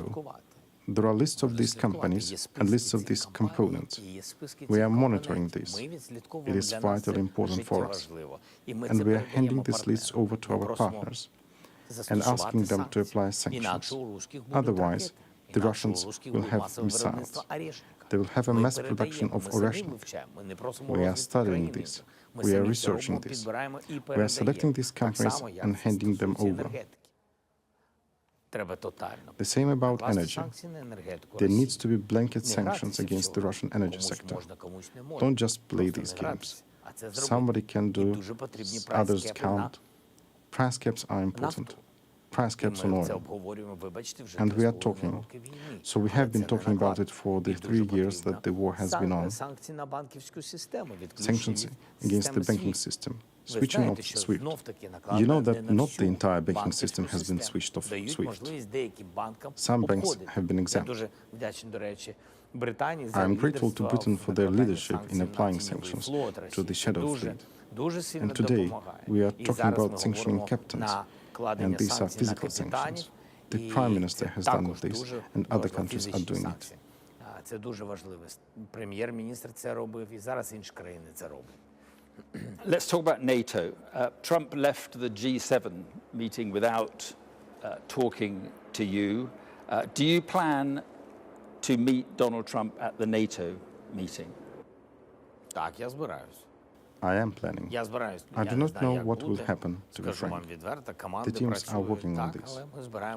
Yes, there are plans to meet. But have you agreed a meeting for substantial talks, or are you just hoping to have a meeting? Ні, проговорюють час. No, they are talking about timing. It's timing, right. Because do you feel that he has a better relationship with Vladimir Putin than he has with you? Це дуже складне питання. It is a complicated question, because I truly do not know what relationship Trump has with Putin. I am not aware. I think what I know, you know, and the media knows. There are various signals about that, and I'm confident that President Trump understands that Ukrainians are allies to America, and the real existential enemy of America is Russia. They will never be friends. They may be short-term partners, but they will never be friends. There is talk of NATO countries having this target for spending of 5% GDP on defense by 2035. That's 10 years away. Is that too slow in your view? Дуже повільно. Very slowly. In my view, this is slow, because we believe that starting from 2030, Putin can have significantly greater capabilities. Today, Ukraine is holding him up. He has no time to drill the army, and they are all getting annihilated and wiped out at the battlefield. In any case, he needs a pause. He needs sanctions to be lifted. He needs a drilled army, as he's got lots, more than 1 million people wounded or dead, professional people who were professional warriors. And now he's got non-drilled ones. And 10 years is a very long time. He will have a new army ready by then. So, sorry, excuse me for interrupting, but do I understand you? Do you think that Putin could attack another NATO country within 5 years, test Article 5 within 5 years or fewer number of years? Precisely. I believe so. A matter of months? Could he do it within months, do you think? No, I don't think he's ready for that.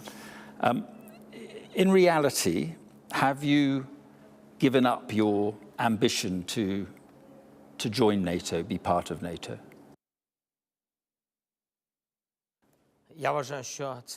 I believe it is an advantageous proposal for NATO today to have an ally like Ukraine with NATO weapons, with new technology that our partners don't have yet. But obviously we are open, we have no secrets, and with experienced people, because our people, at any rate, have had 10 years of different types of fighting. But it has been a long, long history. And this isn't just the battlefield, it is the economy. It's survival, it's cyber attacks, it's the banking system, the energy sector, and defense in many, many areas, the water supply. And you don't think about this when there is no war. But from water purification to power in your apartment and gas. And NATO doesn't have this experience.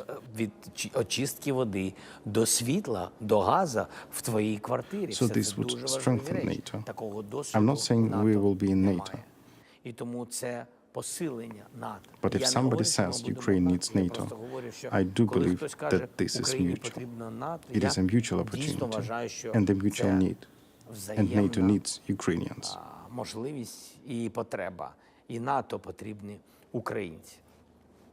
But do you accept it's unlikely to happen? In fact, it's not going to happen. It isn't possible right now. Yeah. On the peace talks, it seems they have very little momentum. Vladimir Putin said the other day, all Ukraine is ours. He thinks he's winning. He's not stopping. Do you think it is time to do a compromise, to have a compromise deal with Vladimir Putin? At any rate, a ceasefire is nobody's victory and nobody's defeat. It is a temporary freeze de facto. And it is a compromise on both sides. Both sides in this war had absolutely different goals. The Russians intended to occupy us, and they are open about that. Ukrainians intended to stop that, and this is a war for independence.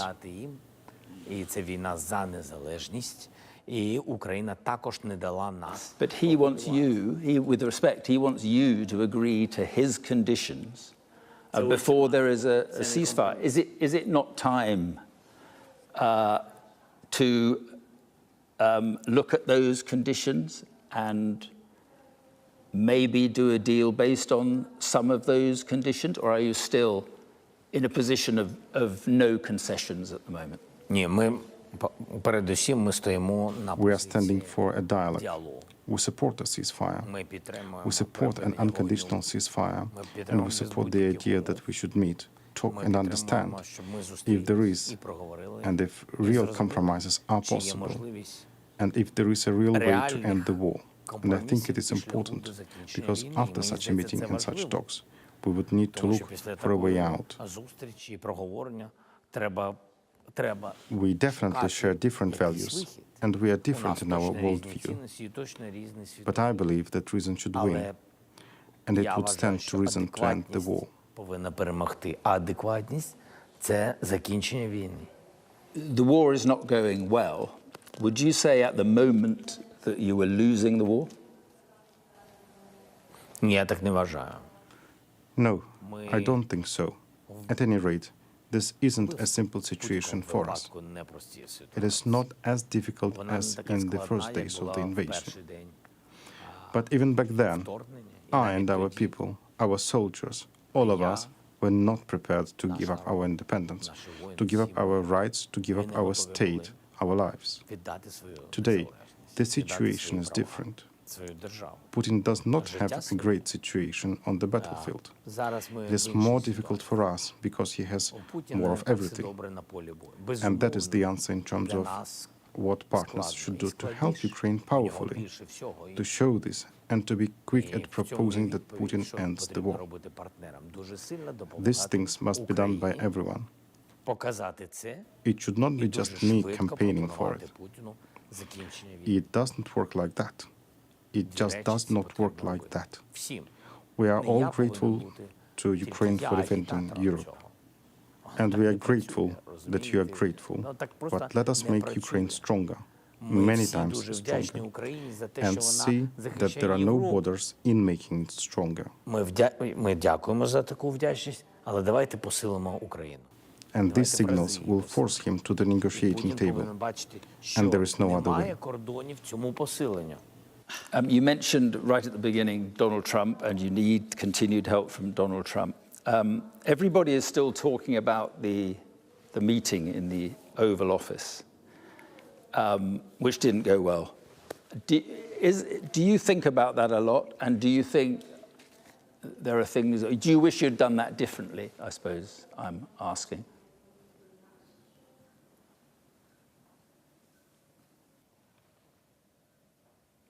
Не знаю. Знаете, ну... I don't know. You know, we need to be honest. Чесними. Я думаю, що I think it is one of Ukraine's main character traits, головних рис to defend the world and to support. And the reason the world supported us is because we were став honest. захищати світ. We did not provoke the war. Багато хто не We захищав, did але not підтримав, give up тому що our ми були values. чесними. We did Ми not не succumb to провокували the війну. ultimatums. Ми нормальних цінностей We were honest. ми не змінюємо. And I believe I Ми conducted не myself пішли на honestly. ультиматум. І ми чесні. І я поводжу Maybe себе, some я вважаю, don't like it, чесно. but it is what it is. І це може не подобатись, але це є, як є. What went through your mind as this meeting unraveled? Я дуже хотів, щоб Америка була I really wanted America to be a strong партнером. partner. Я, And to be чесно honest, кажучи, I was counting on that. розраховував на це. And indeed, Я дійсно there were things that don't bring us closer to ending the war. There were some media. The media people standing around us were talking були about some small речі, things, like my suit. які не But наближують it's not нас the main до thing. закінчення війни. Були якісь Did you feel bullied? Did you feel bullied in that situation?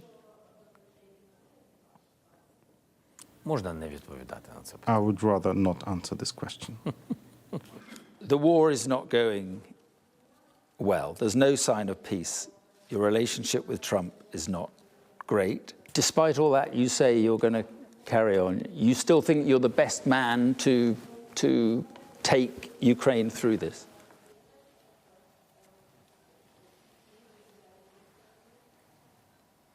Найдосвідченіше. I'm the most experienced one. Може, і не Maybe not the best one. Завжди є люди кращі тебе. There are always people better than you. So it's the experience that will keep you going. That what you've learnt over the last 3.5 years will keep you going. Чому навчилися? Things that we have learned and things that I have managed to achieve together with people. It is for certain that I didn't get there on my own. Що я зміг разом з людьми, Those я things точно are не probably самостійно це important. зробив. 20 talks with безумовно. leaders per day at challenging Ці речі, moments. вони, напевно, All these важливі, things need to be built знаєте, up. These are not trivial things. It is not just building up, but also to deliver a result. з лідерами And not just a result. на добу. You see, this result needs to be brought over to Ukraine because reaching an agreement is just one thing. побудувати. It is a tough leadership Це function. непрості речі. І не просто поговорити. Just final question. You met the king on this visit. Can you share what he said to you? Did he give you support? Are you allowed to share what he said to you? У мене завжди з ним I have always had a very good dialogue with дуже him, хороший.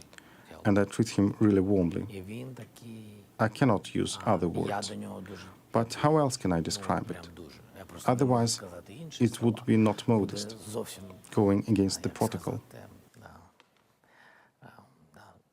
нескромно, He is a bright man, непротокольно. Так, це and one правильне can слово talk буде, to different непротокольно. things with him. Так, так, But I він- cannot go він public with світла what I've людина. talked to him about. І з ним можна проговорити деякі речі, And I cannot say publicly what he але я не supports me можу with. публічно сказати, Let it stay between us, if I may. з чим я до нього звертаюсь. Very diplomatic. Mr. President, thank you very much indeed. Thank you. Thank you so much. Thank you so much. Mark Austin's exclusive interview there with President Zelensky. Of course, President Zelensky will be making his way to the NATO summit, as is Prime Minister Starmer, as is, we believe, President Trump. They'll all be there. The focus there, Mari, today will be on this big announcement of 5% national security spending. But first and foremost, even though it's not officially on the agenda, on the situation in the Middle East, a roller coaster ride this morning Ceasefire deal announced, confirmed by all three parties, Iran, Israel and the US, now very much in question again. And I guess it's a reminder for the likes of Prime Minister Starmer as they arrive at the NATO summit that we're kind of dancing to other people's tune at the moment. It does feel like that. I mean, you can clearly see why Pat McFadden on the breakfast show this morning was careful about assuming that the ceasefire was definitely solid and fully implemented and all agreed to, because now we've got questions around whether it's already been violated or not and whether it might hold or not. And so you can see actually the government being quite careful. I mean, the PM was chairing cabinet in Downing Street before heading off to the NATO summit. So he's got a huge amount on his plate domestically, trying to keep the home fires burning, briefing cabinet on what he is aware of and perhaps the gaps in his knowledge, and then now going over to NATO with what he would have expected to be quite a positive announcement about defence spending, massively overshadowed by what's happening in the Middle East, and us being perhaps a slight irrelevance sidelined in comparison to, you know, our relationship with the US in the past. Just quick, finally, I mean, distractions can sometimes help the government. I guess the big question for him when he comes back is how's this paid for? Yeah, absolutely. How are they going to find the cash, especially if they end up having to do a U-turn on welfare? They will need to find more money for that U-turn. That makes it even harder for Rachel Reeves. And they haven't said how they're going to spend the money or find the money because, frankly, they don't need to. Yeah. Of course, Pat McFadden suggests they weren't going to do a U-turn on welfare, but we shall see if that changes. Very, very busy day this morning on The Breakfast Show. We're out of time here, but Leah is up next with Sky News Today.